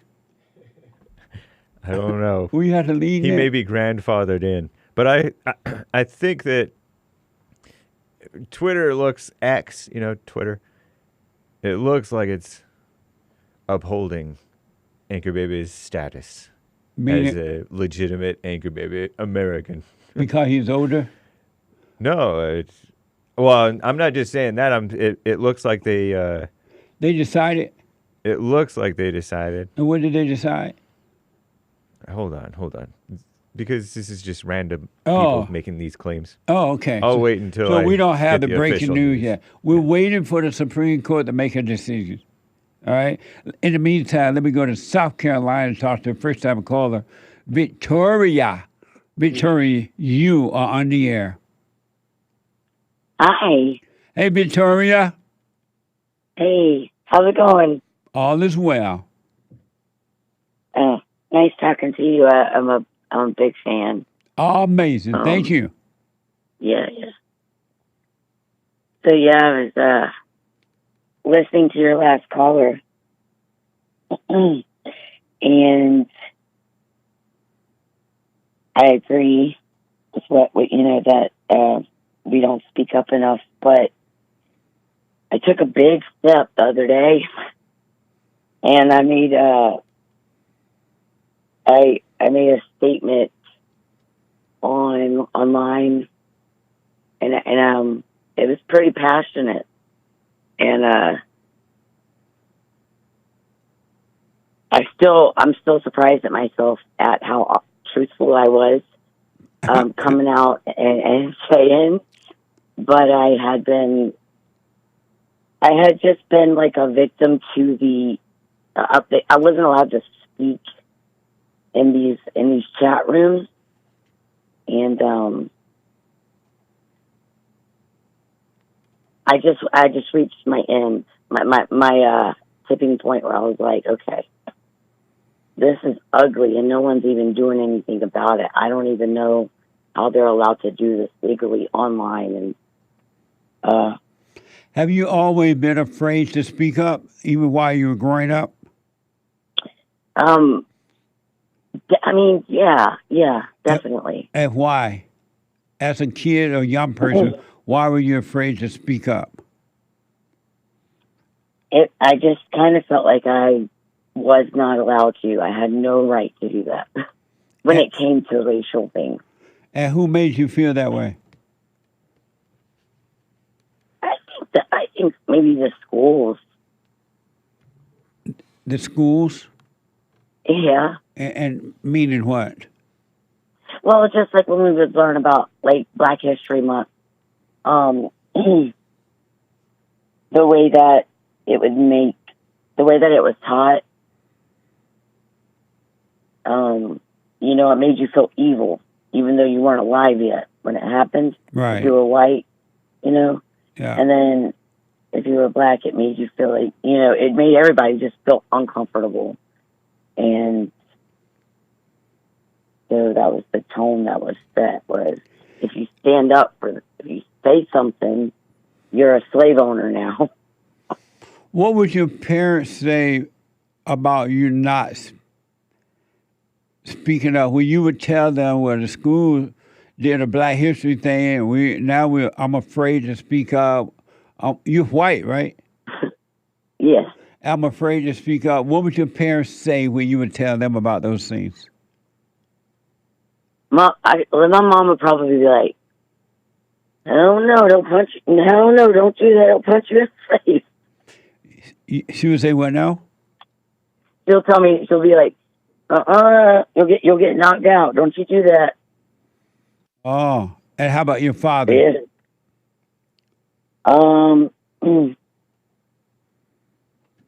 I don't know what my dad would have said about that. I honestly don't know. I didn't really know him very well when I was younger. Oh, you weren't raised with your father? Off and on. He wasn't like married to your mother or something? He was. He traveled a lot for work. Oh, I see. So you didn't talk to him about those things?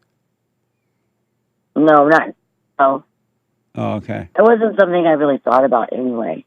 Oh, you did not? No. Oh, I see. Yeah. But you know, I was on TikTok and I was in these chat rooms with them, and the things they were saying were despicable. They were even like plotting how to get rid of us all.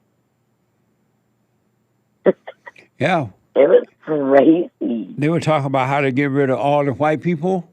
Yeah. That's amazing. I know. I couldn't believe what I was hearing.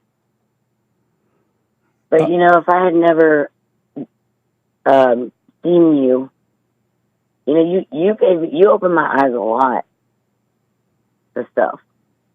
And, yeah, you gave me some courage.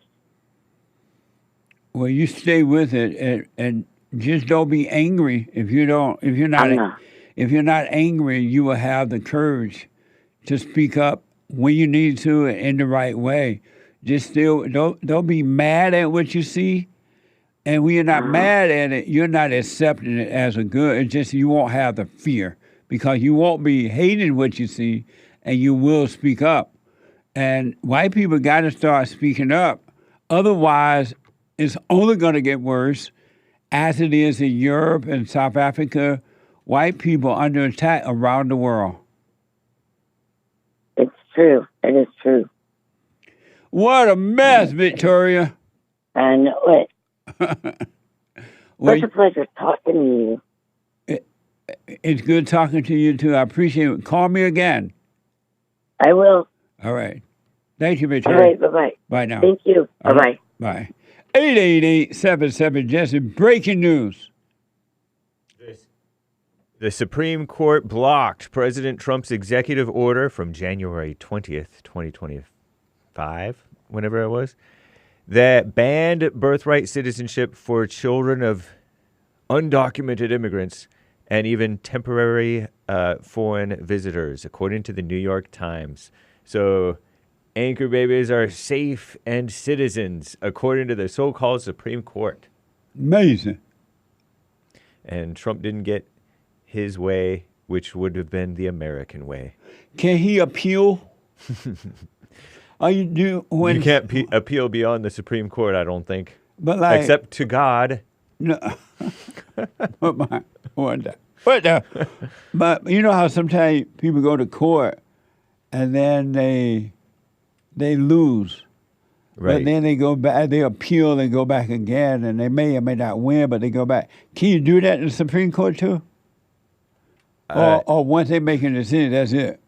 Once they make a decision on that case, that's it. Maybe you can find another case that's slightly different, or you can, it sounded like the majority opinion, or at least like Amy Barrett or somebody, wanted the Supreme Court wanted them to do it not through executive order, but through the legislature, Congress. Would have to make a law saying, no, these anchor babies are not real citizens. Because the whole question is, from the 14th Amendment, people born in this country, subject to the jurisdiction thereof, are citizens. But the line subject to the jurisdiction of the United States is a questionable line. It's like a vague line that's interpreted by Trump and the administration as with full political loyalty to America, meaning you're loyal to America. Right. But they decided that anybody who's like born to an illegal alien, undocumented immigrant, so-called, even though they are documented, or for a temporary visa holder, baby, are subject to the jurisdiction of the United States and therefore are citizens. I'm shaking my head, but that's what according to the Google AI. I could be wrong because I'm black and slow, and I don't know much about history. Mm-hmm. I don't know much about algebra. I don't know much about the French I took. Yeah. But I thought that was the citizenship thing was people who were slaves here. Yeah. And they were here, and they were already here, and they were slaves. Yep. And they were trying to determine if those people were going to become citizens. That's right. It wasn't for people coming just having a baby here. That was the 14th Amendment that was made around those times in order to make the former slaves, the children of slaves. So how did it get so out of control like this? Like everything. 125 years ago or so, there was this Wong Kim Ark, 1898 Wong Kim Ark, went I think all the way up to the Supreme Court or something, where he was born here or something like that to people who were here working or something. You know how we had some Chinese people come here to work? And he argued that he was a citizen under the 14th Amendment. And they said, yes, you're a citizen.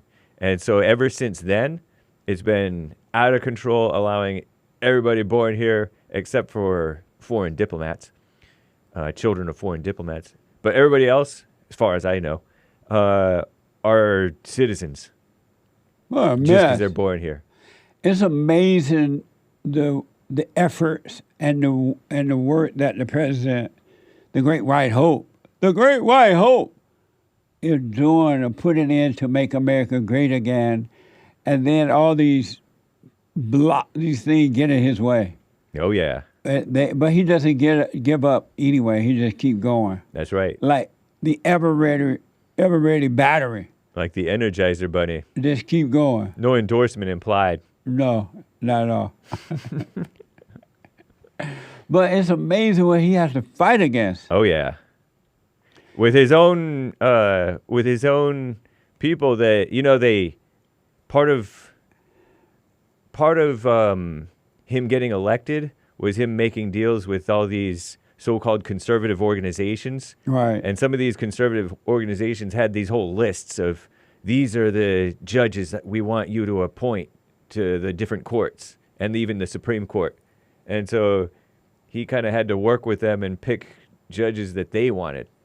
And judges and justices that the Senate would approve. And the Senate's never going to approve anybody who's good. No way. Yeah. They barely got Thomas in, and that was 30-some years ago. And they would love for him to retire. Oh, yeah. Because he's like a real American. Right. And he's black. That's right. And he's real American. And they hate him. Totally. At one time, they were trying to impeach him or something like that. They keep on trying to smear him as this and that. Right. Yep. May God have mercy upon America. It was, interestingly, it was Thomas, Alito, who's always also usually pretty good, and Gorsuch. Not Kavanaugh. Kavanaugh sided with the liberals. He a beta. And, of course, Amy Barrett. But usually Kavanaugh is less beta than Gorsuch. But Gorsuch was less beta than Kavanaugh this time. And what happened to Kavanaugh? Well, Kavanaugh, he fell for something about precedent. I forget what it was. What I don't understand, those two people you just named, they know that Trump put them there, right? Yeah. And how come they don't know they're supposed to support the president? Right. You know what I mean? Yeah. And that's that fake fair-mindedness stuff that I was talking with you about white people yesterday.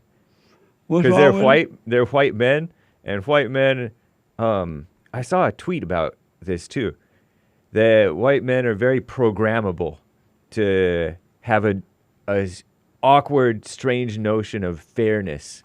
Oh, you got to be fair. And so they'll reason with the unreasonable. But white people used to not be that way. White men used to not be. In the good old days, white men were strong. They fought back.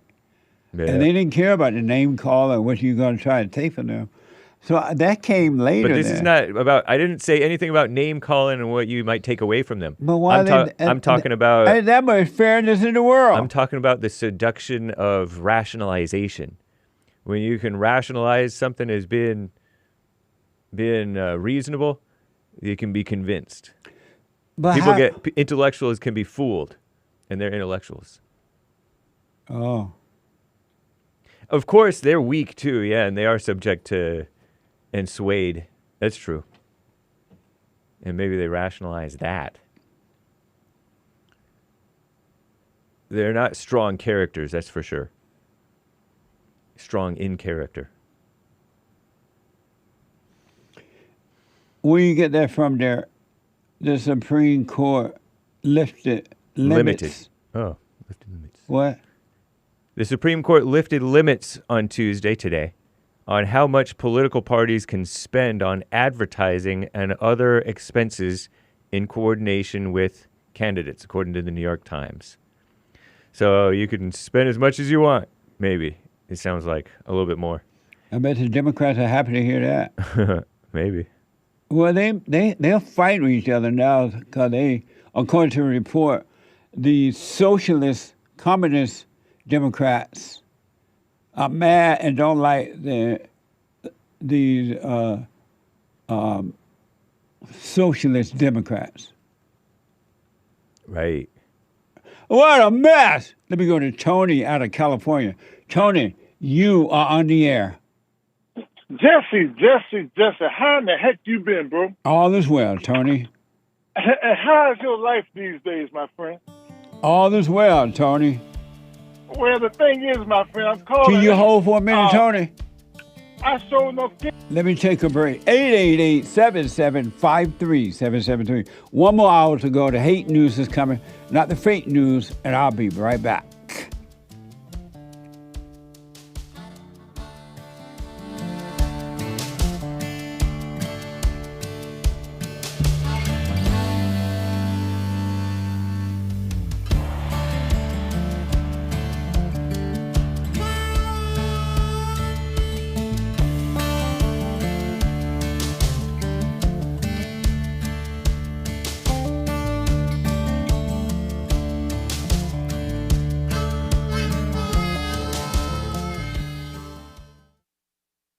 Check out Punchy's Coffee. I have my own coffee now. Punchy Coffee is good. Every bag is roasted to order. Freshest flavor. Top quality.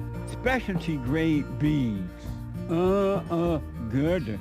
Every dime goes back to Bar, my nonprofit. And we are rebuilding the family by rebuilding the man. So when you're drinking coffee and enjoying it, just know you're helping somebody. Amazing coffee. Punchy has his own coffee now. What the? And it's so good. All the way from the plantation to my own coffee. Who would have thought? Did that coffee come from the plantation? Did I pick my own coffee? Check it out. Go to rebuildingtheman.com, rebuildingtheman.com/stores, and get Punchy's Coffee.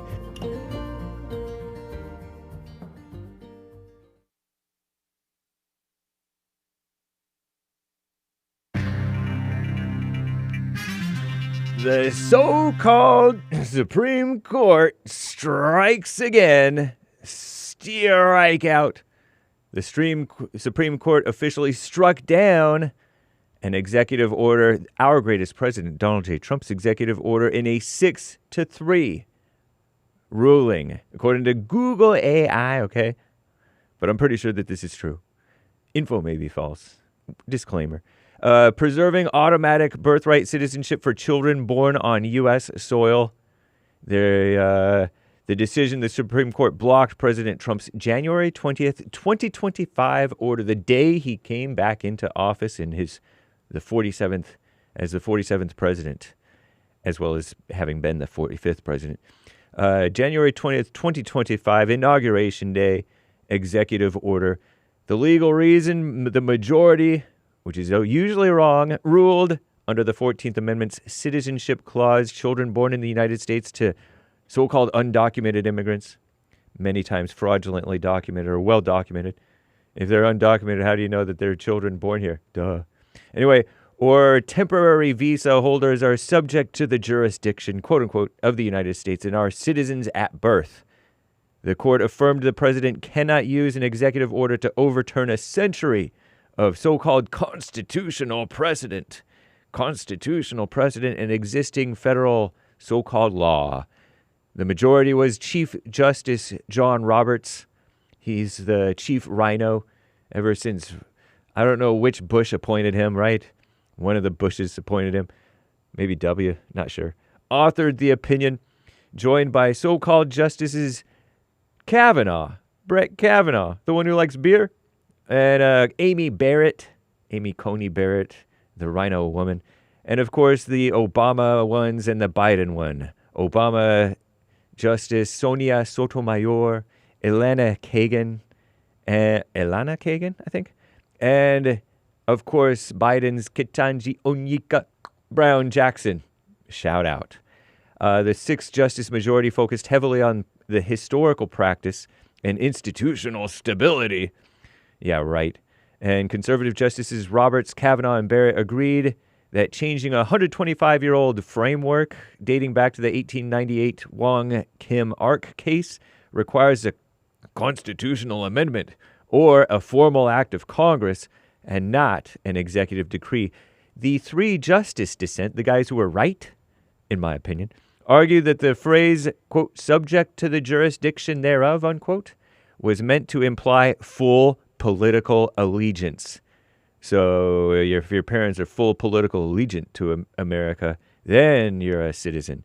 They believed the administration's stricter interpretation was a plausible reading of the text and that the executive branch should have the authority to enforce it. And Justice Clarence Thomas, the one true justice, if you will. Shout out Alito. I like him too. I like all of them. Anyway, he wrote the dissent, and Chief Justice John Roberts, wrote the majority opinion. What a mess. Shout out. So that's the breaking news. The World Cup is still ongoing in case you missed it on Monday. Paraguay, South American country, I believe, right? They shocked the powerhouse Germany and Morocco. Knocked out the Netherlands. Pretty cool. Whatever. I don't know. Serena Williams is back, set to make her first singles appearance in 4 years. She's the black sister who was sort of under Venus, and now she's well surpassed Venus long ago. Venus Williams is her sister. Shout out. Today at Wimbledon, wherever that is, but it's a tennis tournament thing, right? There was a former NFL running back who revealed he has ALS, which is formerly known as Lou Gehrig's disease. I like the name Lou Gehrig's disease, but it's heartbreaking, according to CNN. They had a TV interview. Chris Johnson, former NFL running back, revealed it on Monday. He has the fatal nervous system disease. It does lead to death, ALS. Well, he's still alive for now, though.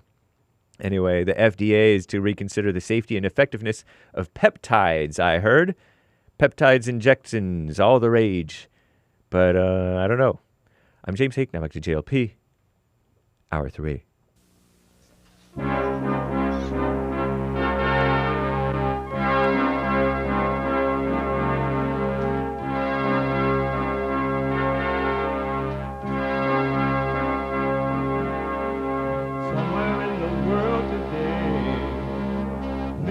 have to stand up strong. Think the truth about themselves to understand what went wrong. I know we can find a way. I know we can find a way. I know we can find a way to stand up, stand up, stand up.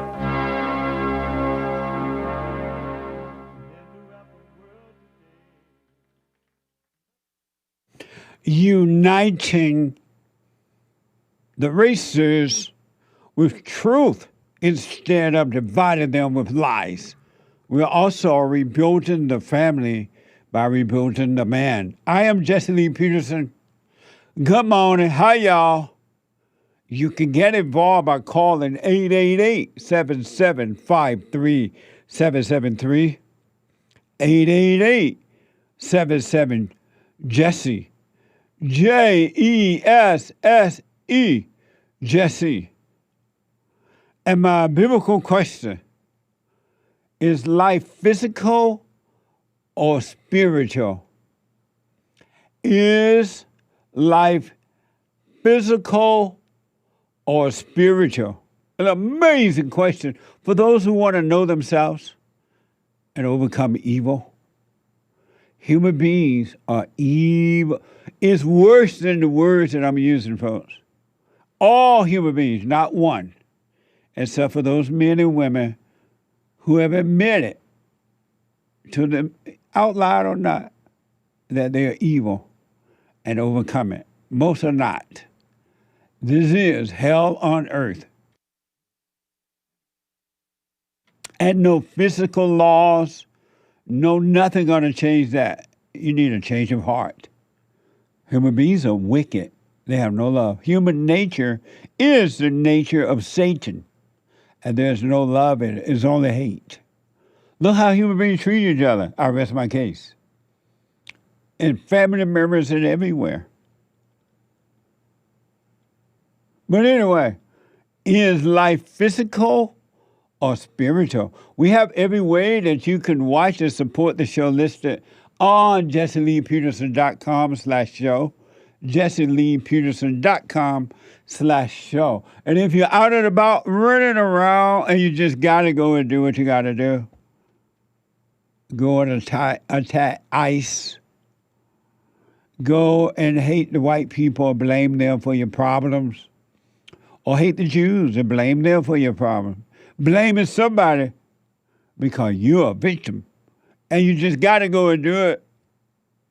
You can podcast and still listen to the show on your phone by calling the listen line on TalkStream Live at 605-615-4131.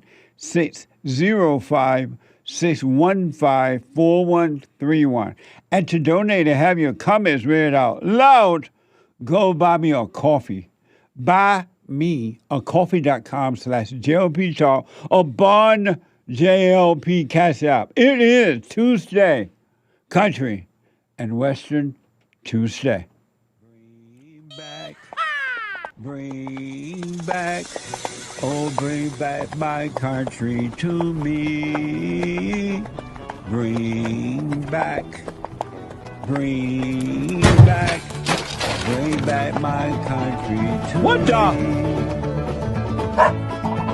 Who let the dogs out? Woo. Amazing. Amazing. Amazing. A spiritual battle is not physical. Either your heart is evil or it has been changed to good. That's all that exists, folks. You either have love or hate. Let me go back to Tony out of California. Tony, go ahead. Hey, Tony? No, Tony. I have their chat maybe on a speakerphone while we're on hold there. 888-77 Jesse. I want to we're going to do some super chats while we check on that. Then I get back to the phone. I got to catch up with the super chats. I don't want to leave the show without doing them. Super chat. Super chats. Half Black Tony says, shout out Hake for being white. He white. Shout out Anchor Baby. He Mexican. He Mexican. Shout out Derek. He black. He black. Shout out. Shout out. Info may be false. Amazing. Thank you. Thank you, Half Black Tony. Yeah. Gregatron. Amazing. Amazing. Thumbs up. Fire. Flag. Handshake. Fist bump. Star.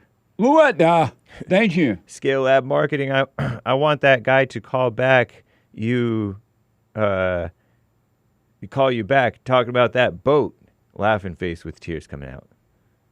What guy was that? I'm drawing a blank. It sounds maybe familiar, but I'm not sure. Amazing. Thank you. Thank you, Scale Lab Marketing. Yeah, thank you. Maybe it'll come to mind. Yeah. Gregatron, I said amazing. Amazing. What the? Both English and Spanish exclamation marks. Amazing. You know they have the upside down kind. Right on. The Hague Report had gifted the cookie saying, I predict the so-called Supreme Court will rule in favor of unfettered anchor baby status for all illegal babies, irregardless of common sense. Amazing. Thank you. No such word. Indeed. Irregardless. I've been hearing that word a lot lately on the news. They must be Hague listeners. And I'm hearing it from like news reporters and stuff like that. Irregardless, and politicians. Yeah. Irregardless. English is on the decline. But I thought everyone knew that there was no such word as, that's always been known. I know. No such thing as irregardless. You used to say it a lot. I thought it was cute. Alas. Amazing. Thank you. Thank you, Hake. Brandy from Hawaii, they know if the kids read/learn the Bible in school, the scales will be removed from their eyes and the children will know the truth. Celebration hands. The Bible is a history book and should be in all schools. In the beginning, that was the Word. And the Word was God, and God was the Word, and God was the Word. In the beginning. That's amazing, Brandon. Thank you. I think this is so right for Texas to do something like that. All the schools should have, but especially for Texas. Amazing. Thank you, Brandon. Very nice. From Hawaii. That's right. Colorful something cloud. God bless America. Been a member for a month. Amazing. Thank you. Walking with Andy. White History Month Eve. Oh my gosh. OMG. Like a kid waiting for Santa. Drew from Reno. I was thinking the same thing. Thanks. Emojis. I was going to say, it feels like Christmas is tomorrow. Amazing. Get your merch. We have hats and everything. Oh, we don't have a hat yet, right? Correct. Not yet. Not yet. But we definitely have everything T-shirts. else. Right. I just remember. Thank you. Very cool. And thank you At guys. JessieLeePeterson.shop, by the way. I could be mistaken, but I believe that's all for now. Amazing. Thank you all. I really appreciate your support. Thank you. Helping us to help others as you're being helped. So it's a give and take thing, and I do appreciate it. Let me go to Stephen out of Maryland. Stephen, you are on the air. How are you, Jesse? All is well, Stephen. Very good. Look, I'm calling about the basketball player. Steve, are you on a speaker or something? Wait a minute. Hold on, Steve. I'll come back to you. Let me know when he's ready, Derek. Let me go to Michigan and talk to Alison. Alison, you are on the air. Hi, Jesse. Hey, Alison. How are ya? All is well. Good. I'm calling for some advice. Okay. I had told you about the old people that I was taking care of, and the wife was feeding the husband drinks, and that was driving me crazy. Okay, so anyway, so you're like a home care nurse, and this woman, according to what you said, is giving her husband alcohol after you leave, and it creates a problem, right? Yes. Okay, go ahead. So, so she has just been treating me horribly, and I feel like I need to quit, even though I know it's going to break the husband's heart because I'm so good with him. But she's making my life complete hell and difficult, and treating me totally disrespectful.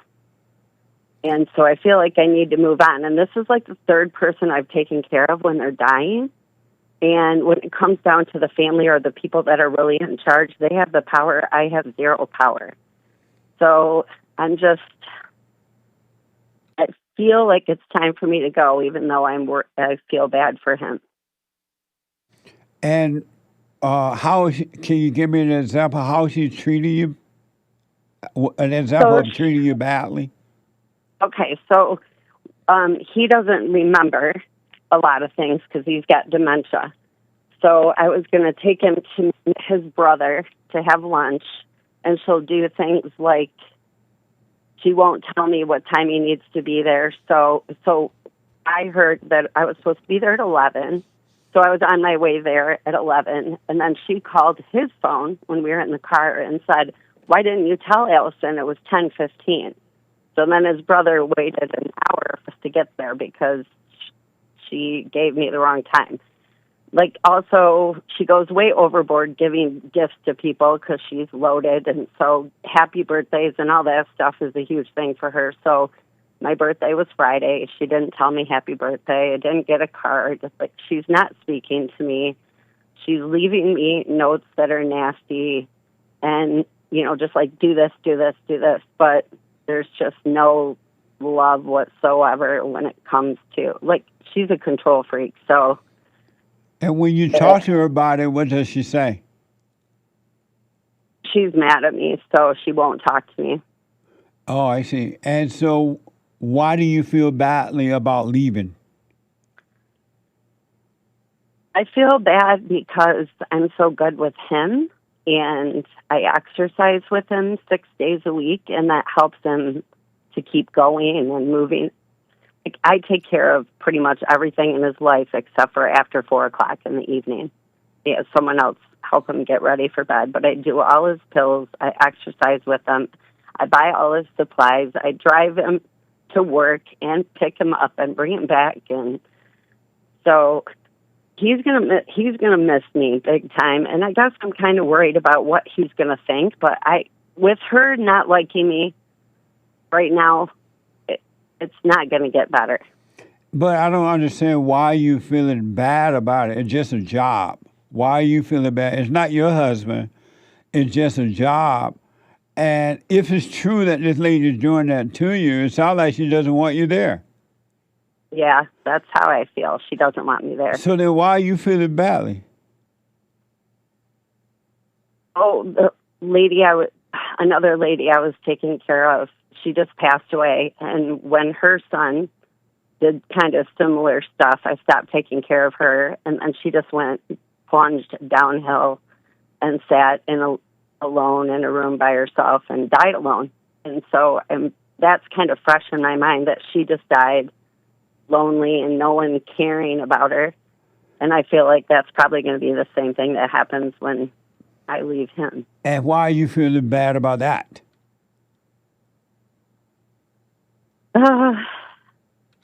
I feel responsible because I've been keeping him going. Is it your husband? No. Why are you feeling responsible for somebody else's husband? I guess because I've been taking care of him for 2 years and we've developed quite a friendship. But it's just a job. And if it's true that the boss is treated this way, that means the boss doesn't want you there and you're feeling bad about it. What good is it doing you to feel bad about the guy? No, it's not making me feel. It's not doing me no good at all. It's all I think about. And so why are you doing it then? I guess I wanted to know if you think maybe I should try to write him a letter and tell him that it's not my choice to leave, or should I just let her explain that to him, or Why I guess do- I'm worried about what they're going to say, what everybody's going to say about me, And even though I know I shouldn't care about that. everybody like who?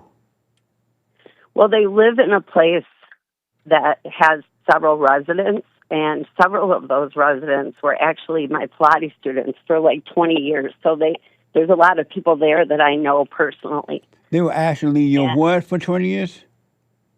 Say that again? You said they were your what for 20 years? I taught them Pilates, like kind of like yoga. Oh, you did Pilates with them. Yes. Oh, I got you. So they all know me. I see them in the hallways, and I have great memories with those people. But then if I just disappear, I'm kind of afraid about what she'll say about me. But I feel like they've known me long enough to know that whatever she says is probably not true. She's crazy. What good is it doing you to think about what others going to say about you? It's not doing any good. That's So what I call why are you doing it then? Why are you thinking about stuff like that? And that doesn't make sense to me. How are you going to live your life thinking about what others are thinking about you? What's good is that doing you? It's not doing me any good, and I'm trying to recover from it for sure. So listening to you is helping me for sure. And you're trying to recover in what way? How are you recovering? I think I've just been so codependent my whole life and cared about what other people thought and tried to please everybody. And that has not served me. But since I've been listening to you, I'm like, wait, why am I doing this? It's not making me happy in my life. And why are you doing it? Because I want to be liked, I guess. And why do you want to be liked? I guess because that's always what I did do. And you gonna always live a miserable life like that? No, I'm not. So why don't you stop then? I'm stopping. And I really need to quit this job. I feel bad, but I really need to quit. And there's several other people that there's so many people that need a person like me to help them but this is the third person I've done it for, and that's actually not serving me either, because then I just feel bad in the end because I don't have any power and they let me go. But there's so many other things I could be doing. I'm a musician. I sell vintage clothes. I have my own interests, so I don't need to be somebody's personal assistant and do everything for them. And who is feeling bad about what others think about them, and you're feeling bad for the old guy, and you feel bad that the other guy mother died lonely. Who is feeling bad? Who are you talking about? I feel like it is my ego. But then why are you calling your ego you and then going along with it if that's what it is? Why are you doing that? That's a great point. No, that's a great question.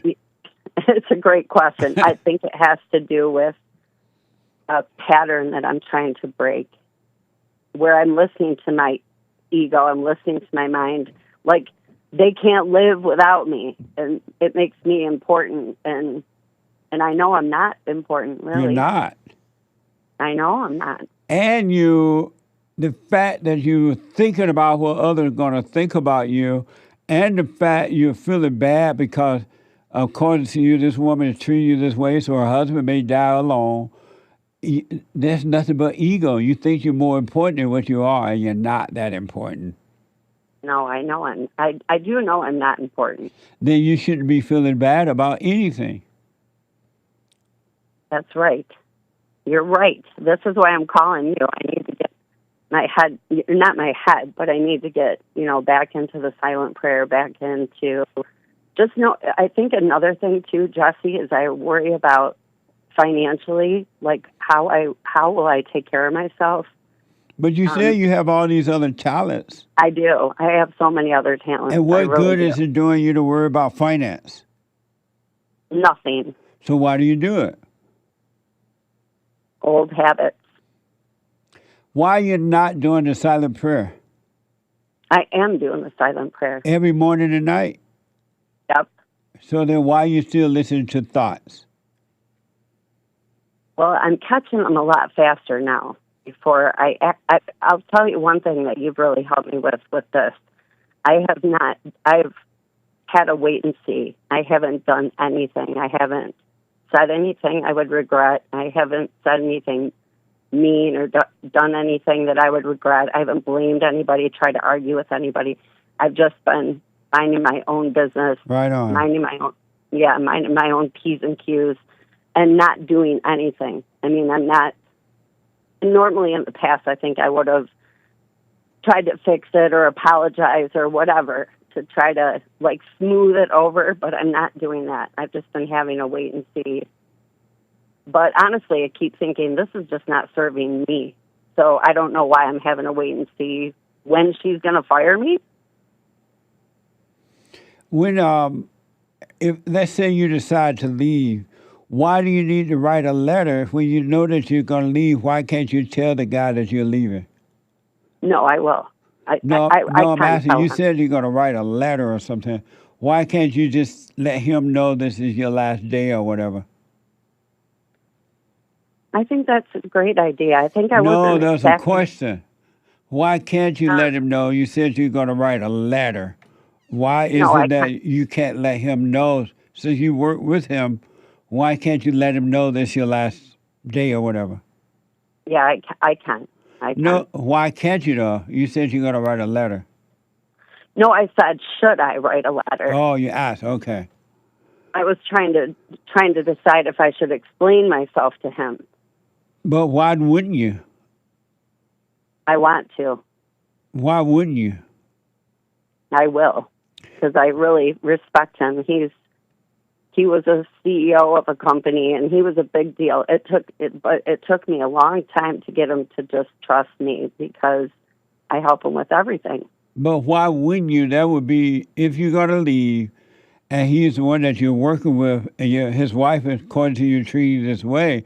Why wouldn't you just say, "This is my last day. Your wife is a bitch, and I can't do, I can't. I'm not going to participate in that."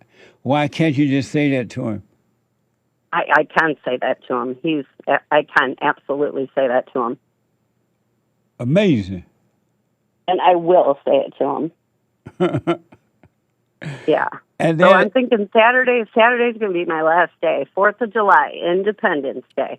Why History Month? That's right. Exactly. And then only evil people think about what other people are going to think about them. So you have no business. Do what you want, but you should never put one thought into what other people say or think about you, because those people are evil for doing that. They don't love you. They get a thrill. Why would you just wish them well? Don't be mad at them. So if those people that you've been doing politely with, if they believe what their woman say about you, just know they were never friends anyway. Yeah. Yep, you're right, Jesse. This is exactly why I wanted to call you. Thank you so much. Amazing. So let me ask, do you have a life? No. You don't have a life? My life has been consisting of taking care of other people's lives. So my life is getting lost in the shuffle. There's no doubt about that. And what life is getting lost? When you say your life, what life?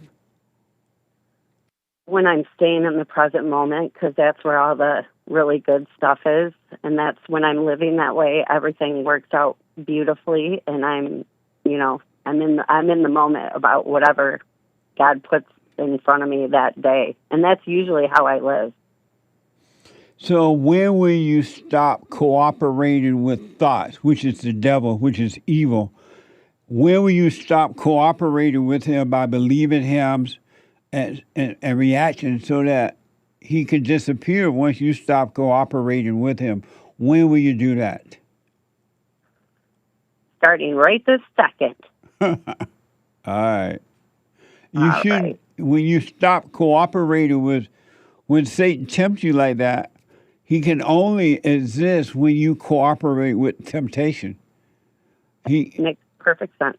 So don't cooperate with him or he'll be taken away from you. He has to leave and go make a home with someone else.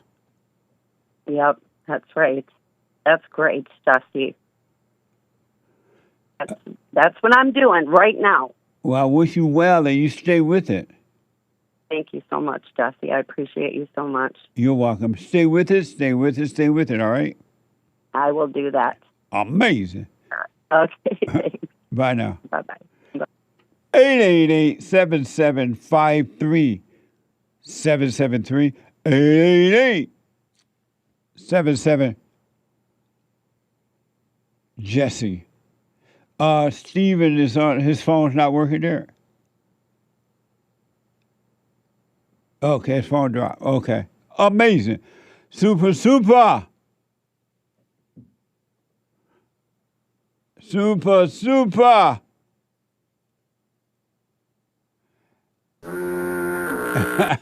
Well, I want to go to this sound right there while hate is coming in.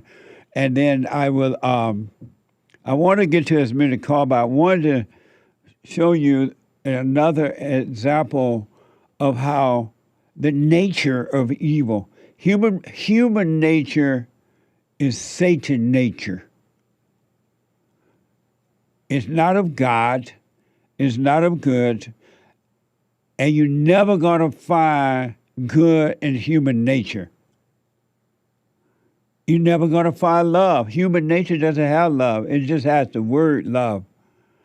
And the word love is not real. It's just a word. It's like the word racism. Racism is not real. Everyone knows that. Every person on the planet knows it. That is just a word, but they treat it as though it is real. Isn't that amazing? And you're supposed to overcome words. God is a wordless God. Satan is a wordy God, false God, little g. But he's the one that's inside of other people giving you all these words to control you, and inside of your own mind giving you words to control you. You got to overcome words. A word is just a word. That's all it is. But you give it life, and it controls you. Stephen, let me go to Stephen. Our first time call out of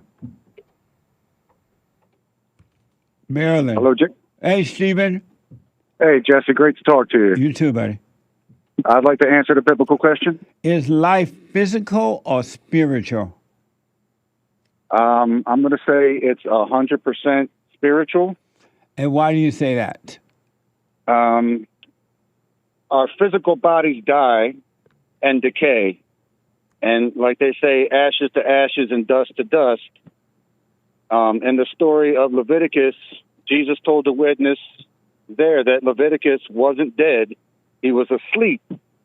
That's how it's possible for the Apostle Paul to say to be absent from the body is to be present with the Lord.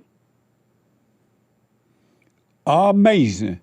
Well, I'll put my little 2 cents in on Sunday if the Lord is willing and the creek don't rise. Stephen, do you have a life? I do not. Why not? It does. If I did, it does not belong to me. What do you mean by that? I spend too much of my time putting other people first that I don't have a life of my own. Can you hold for a minute, Stephen? Yes, sir. All right. The scratch off is now open on pills.net. I'll be right back.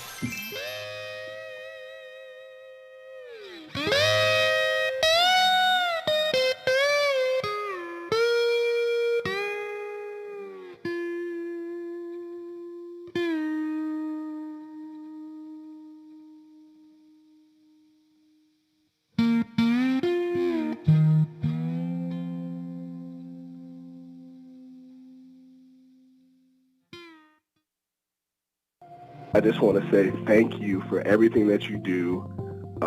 You've absolutely changed my life for the positive, and I just want to thank you. I was 29-year-old beta, living at home with my mom, and just was living in fear and in doubt, and I couldn't hold down a job. And then I found you, and I started listening, and I started just being more at peace. And I forgave my mom, and I forgave my father. And it's like right after that, everything just changed in my life, and I was able to get a good job, and I moved out, and I live on my own now, and everything has just changed. And I just want to say thank you, and I appreciate you for spreading that message. It really is a positive message. Amazing. That's good, man. I want people to know God love us in ways that there are no words to express, because you have nothing to compare it to, right? Stay with the silent prayer. You haven't seen anything yet. It gets better.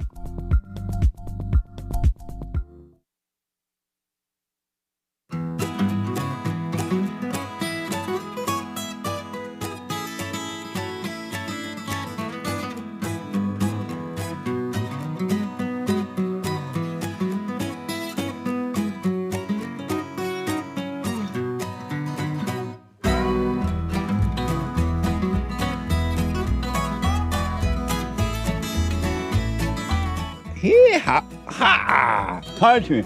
And Western Tuesday, 888-77 Jesse. Quick announcements. The Hake Report is coming up at the top of this hour. The guy with the good hair, he white, and he's on fire. And then, oh Lord, the American anchor baby. Energy greater than Trump. Greater than the Great White Hope. The American anchor baby, we found out today, he will not be deported. Anchor babies can stay, according to the report. The court said that the anchor baby can stay, and he don't have to hide from ICE. ICE, baby. So he's here every day, except Friday, from 11 to 1 p.m. Pacific time, and then on Friday at 12 Pacific time, give or take. The American anchor baby. On energy everywhere, on fire. And then don't forget to make a donation to our nonprofit.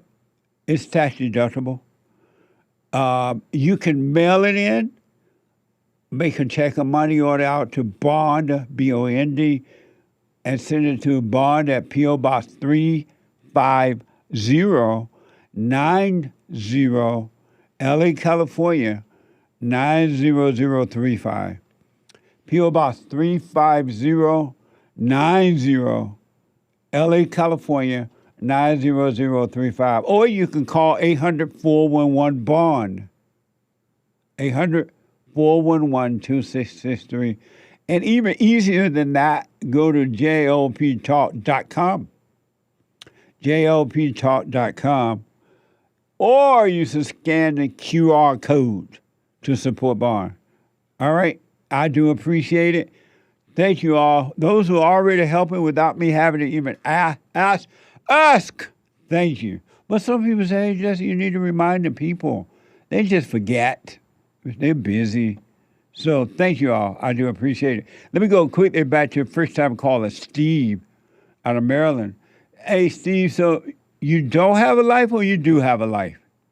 I would say I don't. And why don't you? The answer I gave, I'm not sure I want to follow through with, but I said I'm always worried about other people instead of putting myself first. But I'm not even sure if I had a life, I would recognize it. And when you say you worry about other people, give me an example of what you mean by that. Like I never really, when I wake up in the morning, my first thought isn't of myself. It's of my family, my children, my wife, my mother, and the plans that I have, and for them that day, and what my schedule is. Are your children little? Yes, I have a 10-year-old daughter. And why do you think about your mama? Well, she lives with us, and she's getting a little older, and I just, her health isn't the best, and I'm a mama's boy. And why are you letting your mama live with you? What's wrong with you? What a beta! the last thing I want you to call me. But why are you letting your mama live with you? She took care of me for so many years. She was supposed to. She had you. Well, who's to take care of her in her later years? She was supposed to prepare for that. She's not supposed to be a burden for you. Well, I won't exactly say she's a burden because she can get around herself, and she's pretty. She's a burden. Then you say she can or cannot get around. She can get around. So why is she with you then? I took her out of a 2-story house into a single level home to help her out. Where's her husband? He's passed. Oh. Why don't you put her in an old folks home? Well, that would be even worse, wouldn't it? What do you mean? You don't know what kind of treatment them people, I've heard some horror stories about them places. Oh. So you stuck with her, huh? That's a heck of a way to put it, Jesse. How does your wife feel about your mama? What? How does your wife feel about your mama living with you guys?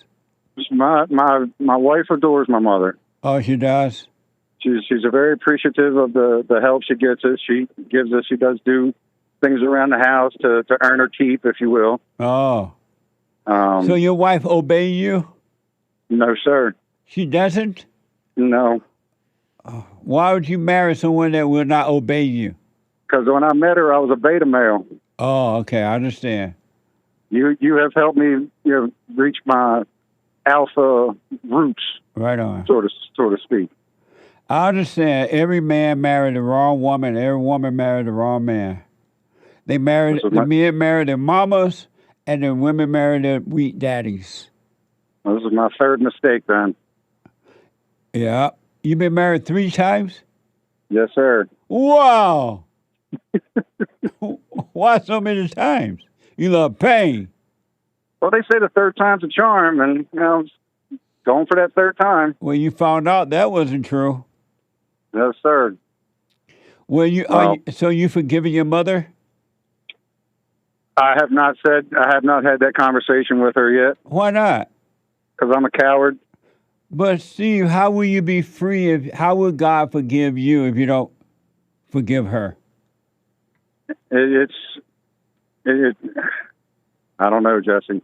It's one of those things where it's hard to sit down and have that conversation with her. Why?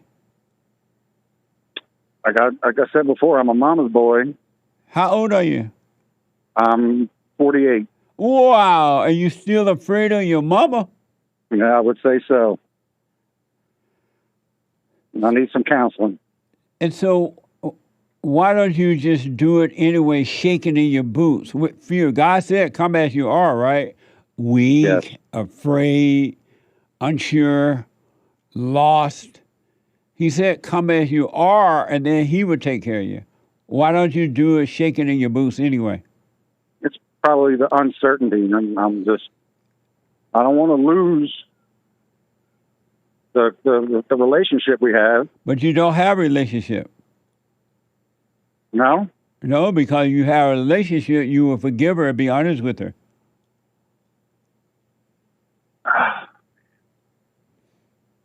It's just easier said than done with some people. You're a blessed man, Jesse. It's not supposed to be easy. You're supposed to do it. 100%. And you're fortunate in that she's right there in your home, and she ain't dead. How old is she? 70. And she ain't dead yet.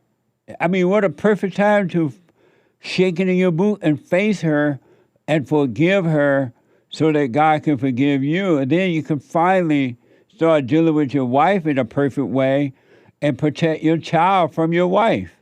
Is it just that simple to just say, Mother, I forgive you? When you see that you need to forgive, you have anger toward her, you're afraid, and see that you're wrong for resenting her. She couldn't help herself. Her mother screwed her up. And you go to her and say, hey, I've been resenting you all my life. I realize now that you couldn't help yourself. I'm wrong for resenting you. And whatever her response is on her, and you're not responsible for her actions at all. And don't ask for forgiveness. You forgive her, because forgiveness is when we can admit we are wrong for playing God. And God will forgive you and make you free. Okay, I'm going to do it. Shaking in your and don't do it just because don't do it just because I said it. You need to do it because you see you need to do it so that God can forgive you. Yeah, I listen to you every day. You make a whole lot of sense, and I can see where you're right. At 40 years old, man, you should not be living a life of fear of your mama. And you don't owe your mother anything but love, meaning not to resent her. Because when they had you, you didn't make a deal with them while you're up in heaven. Okay, y'all have me, and I'm going to come down there and I'm going to take care of you when you get old. Parents are supposed to take care of their children. That's what they do. It's not a favor. Well, then she's kind of still, taking care of us in a way. I mean, like I said, she's helping around and she's doing her thing and doing things that we're not able to do and have time to do. But isn't she living there rent-free? More or less, yes. Well, I rest my case.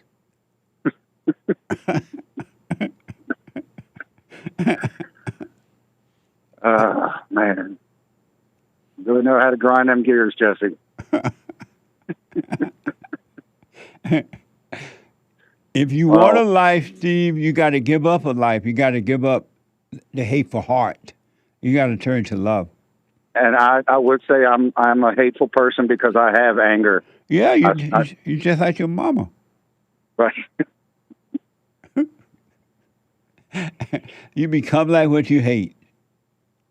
I get you. I got you. Every man become like his mama.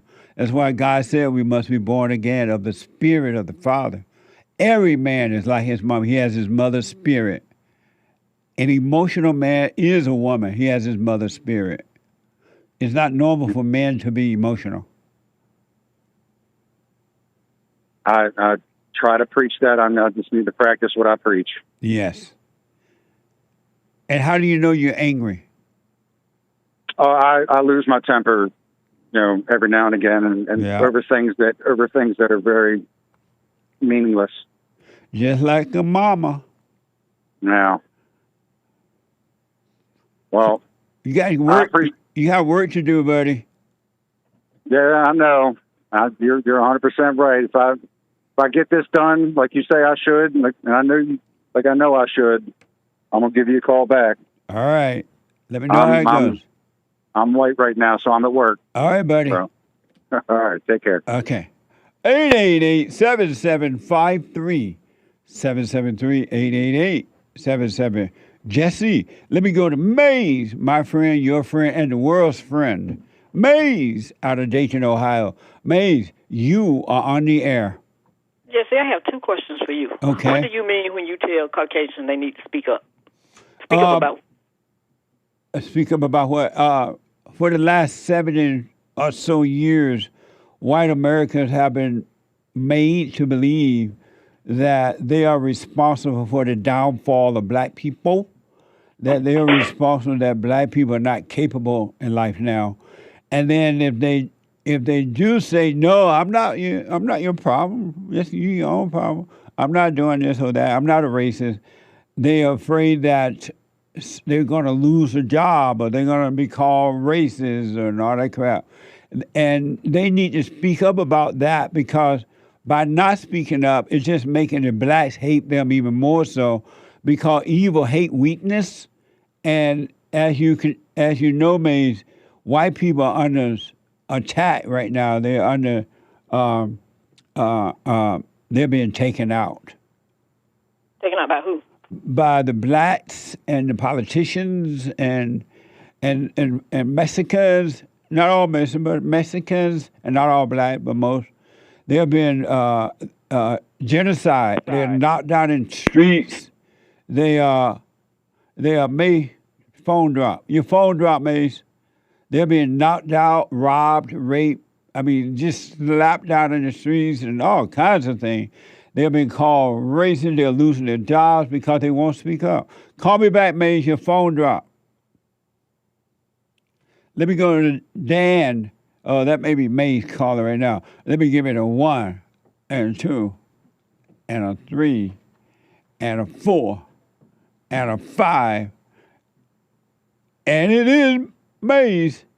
So they need to speak up and let the world know that they're not the world's problem. The world got its own problems, and they are not to blame. And that's what you say. I'm sorry? What about the ones that's trying to speak up about bothering people that's not bothering them? About what? When you have Caucasian bothering people that's not bothering them, who's supposed to speak to those people? What do you mean by... First of all, let me ask, when I tell you why they need to speak up, are you just agreeing with that? Yes, I am. And why? Because all the laws you have are pertaining to them. They created those laws. What law is protecting the white man? The one that you were just talking about today, about anchor babies and all those different people, and who tried to change it, and the Supreme Court fixed it that way. The anchor baby ain't white. What? He may think he's white, but he ain't white. But that's his thinking of his own. So you always telling them to speak up. Talking about Africa and different places like that. If Africa would have been a peaceful place, and who's over there messing with Africa? South Africa. Nelson Mandela and others.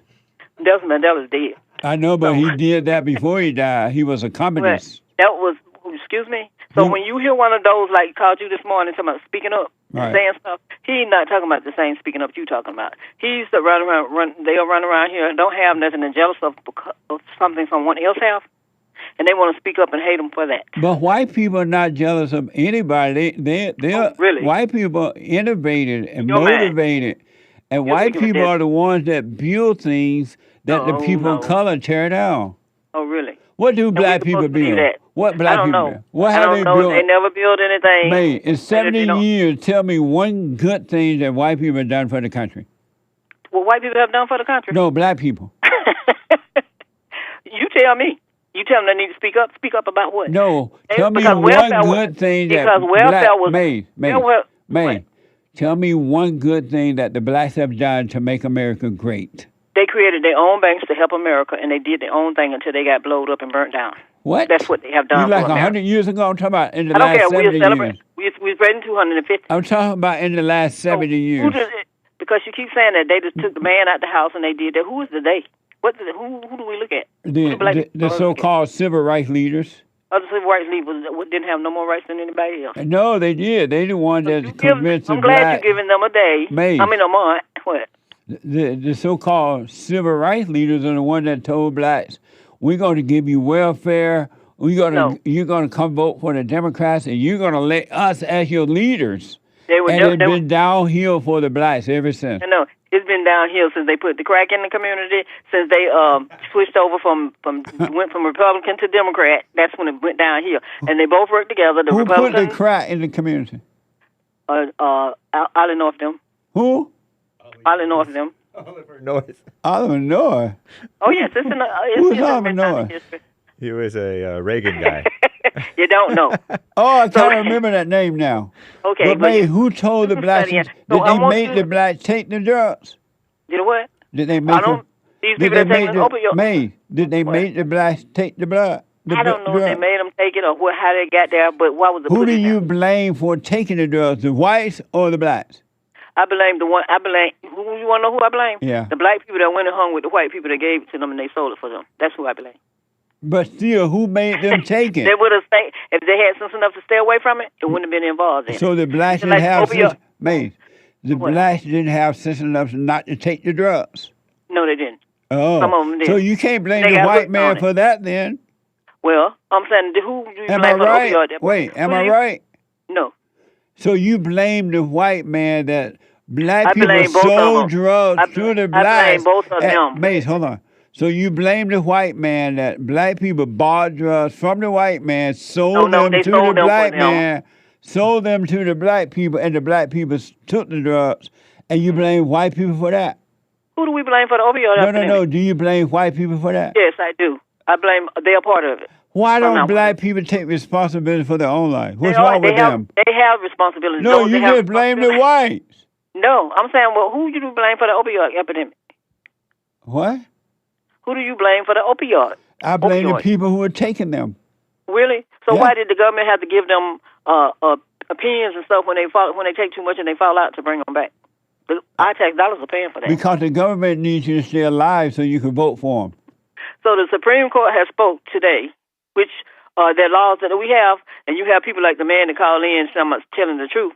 That's the truth if you follow God's law and you in the Supreme Court laws, because they didn't have them at one time, and some want to keep it that way, so nobody else can speak but them. What did the Supreme Court do that was God's law? I didn't say it was God's law. I said there's two laws: God's law, man's law, which is the Supreme Court is man's law. God's law is honor thy neighbor as thyself. Right. But they don't have no neighbors. Do you love your enemies? What? No, I don't love my enemies. Because I don't have any, so why do I have enemies? I don't have enemies, except those that want to put me on the back of a truck and pull me down the road with a rope. James told me to tell you that the Supreme Court interprets the law. That's right. Congress made the law. Right here. Who makes the law? Congress. And what else do the president do? He signs it Supposed into to be law. abiding by the law. He's making laws. No, he doesn't have to abide by the law. He enforces the law. Right. He doesn't What does he abide enforce? by the law. If he enforcing the law, why is he trying to change laws? Because some of the laws are you don't know. stupid. Those laws are not fair laws. Yeah. Really. They're unjust laws. They can't. To you, they're unjust because you want to do unjust things. You're not supposed to. Back at you. Sorry. This is not the Hake Report. That don't work out with me. And Wow, now she I'm back just laughs at in the my thing. face. It's like, do right. I get mad Oh, and yes, Maze laughs it's at me. nice to hear you and James laughing, and not out of anger. So while you tell them with their backs up, nobody's doing anything to the Caucasian man. That's amazing. What world are you living in? I'm living in the same one you living in. USA? Yes, I am. I'm living in the country, not the rural. USA is where I'm living. Right on. Are you And I want my celebrating? peace. Are you celebrating 250 years? No, I don't celebrate. What do I celebrate? You're not celebrating 250 years of America. No, I'm not. You're not grateful. Why do I have to? Because somebody told me I had to. You should be grateful. Really grateful. What am I grateful for? Are you going to celebrate Only thing White I'm History grateful- Month? No. What the?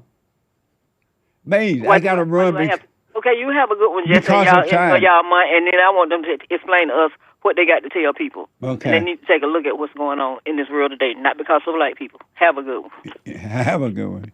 Thank you. Super. Over on Super Chats. YouTube, H-Town Julie says, Happy White History Month Eve, Jesse and crew, American flag, which is a cool looking one, interesting. And thanks, Hans, strong arm, Right and on. cowboy. Thank you. Happy White History Eve. Nick LaBoya with a rumble rant. Our founding fathers knew allowing all races would destroy us. That's why they passed the Naturalization Act of 1790, whites only, until overturned by the 1965 Immigration Act. Amazing. A Terrible. friend of mine just texted me. Yep. And he's visiting with his father. And they are tight now. And he's like, my father and I are one. Nice. His earthly father now. Amazing. And they were at a Kanye concert. Wow. Amazing. Kanye's performing down in Florida. Nice.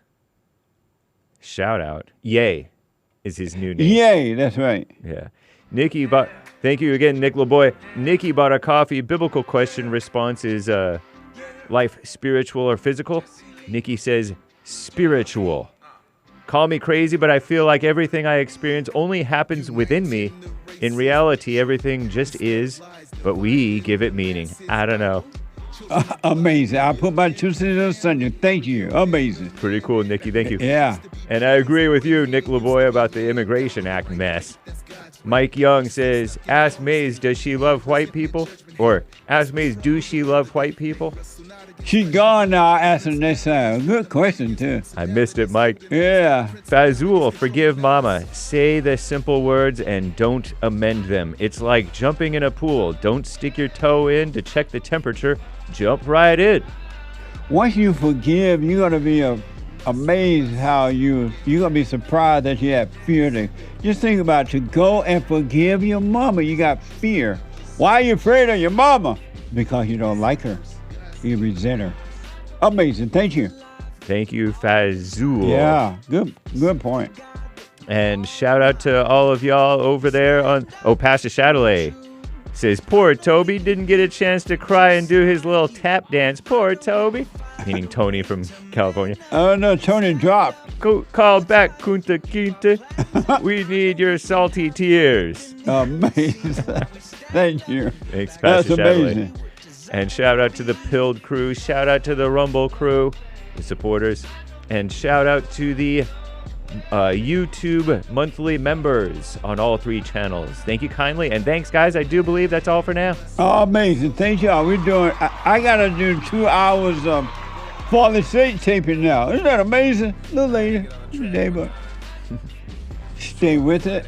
Stay with it. Stay with it. Come out of the dark bat cave. Don't stay in the darkness. Come into the light. It's going to be hard. You're going to be afraid. It's not easy, but a little bit of light at a time will make you free. Come out of the bat cave and be free. Drop the anger. Forgive and you shall be forgiven. Not you might be forgiven. You shall be forgiven. And life will become amazing. All right, folks. Dan out of Seattle and the callers that's dropping right now. I'm out of time. Tomorrow is White History Day. Wednesday. Amazing. Take care, folks. Bye.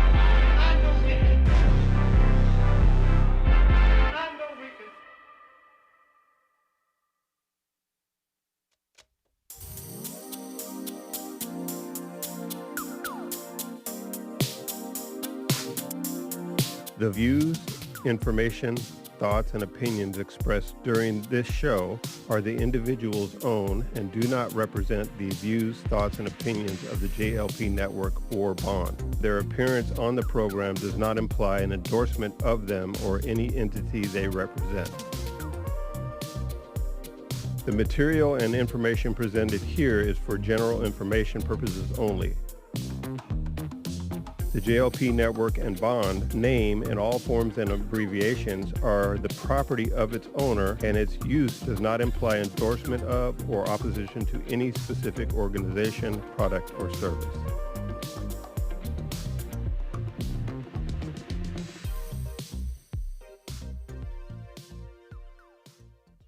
Anytime you have situations happening in your life, always be still. Don't overreact.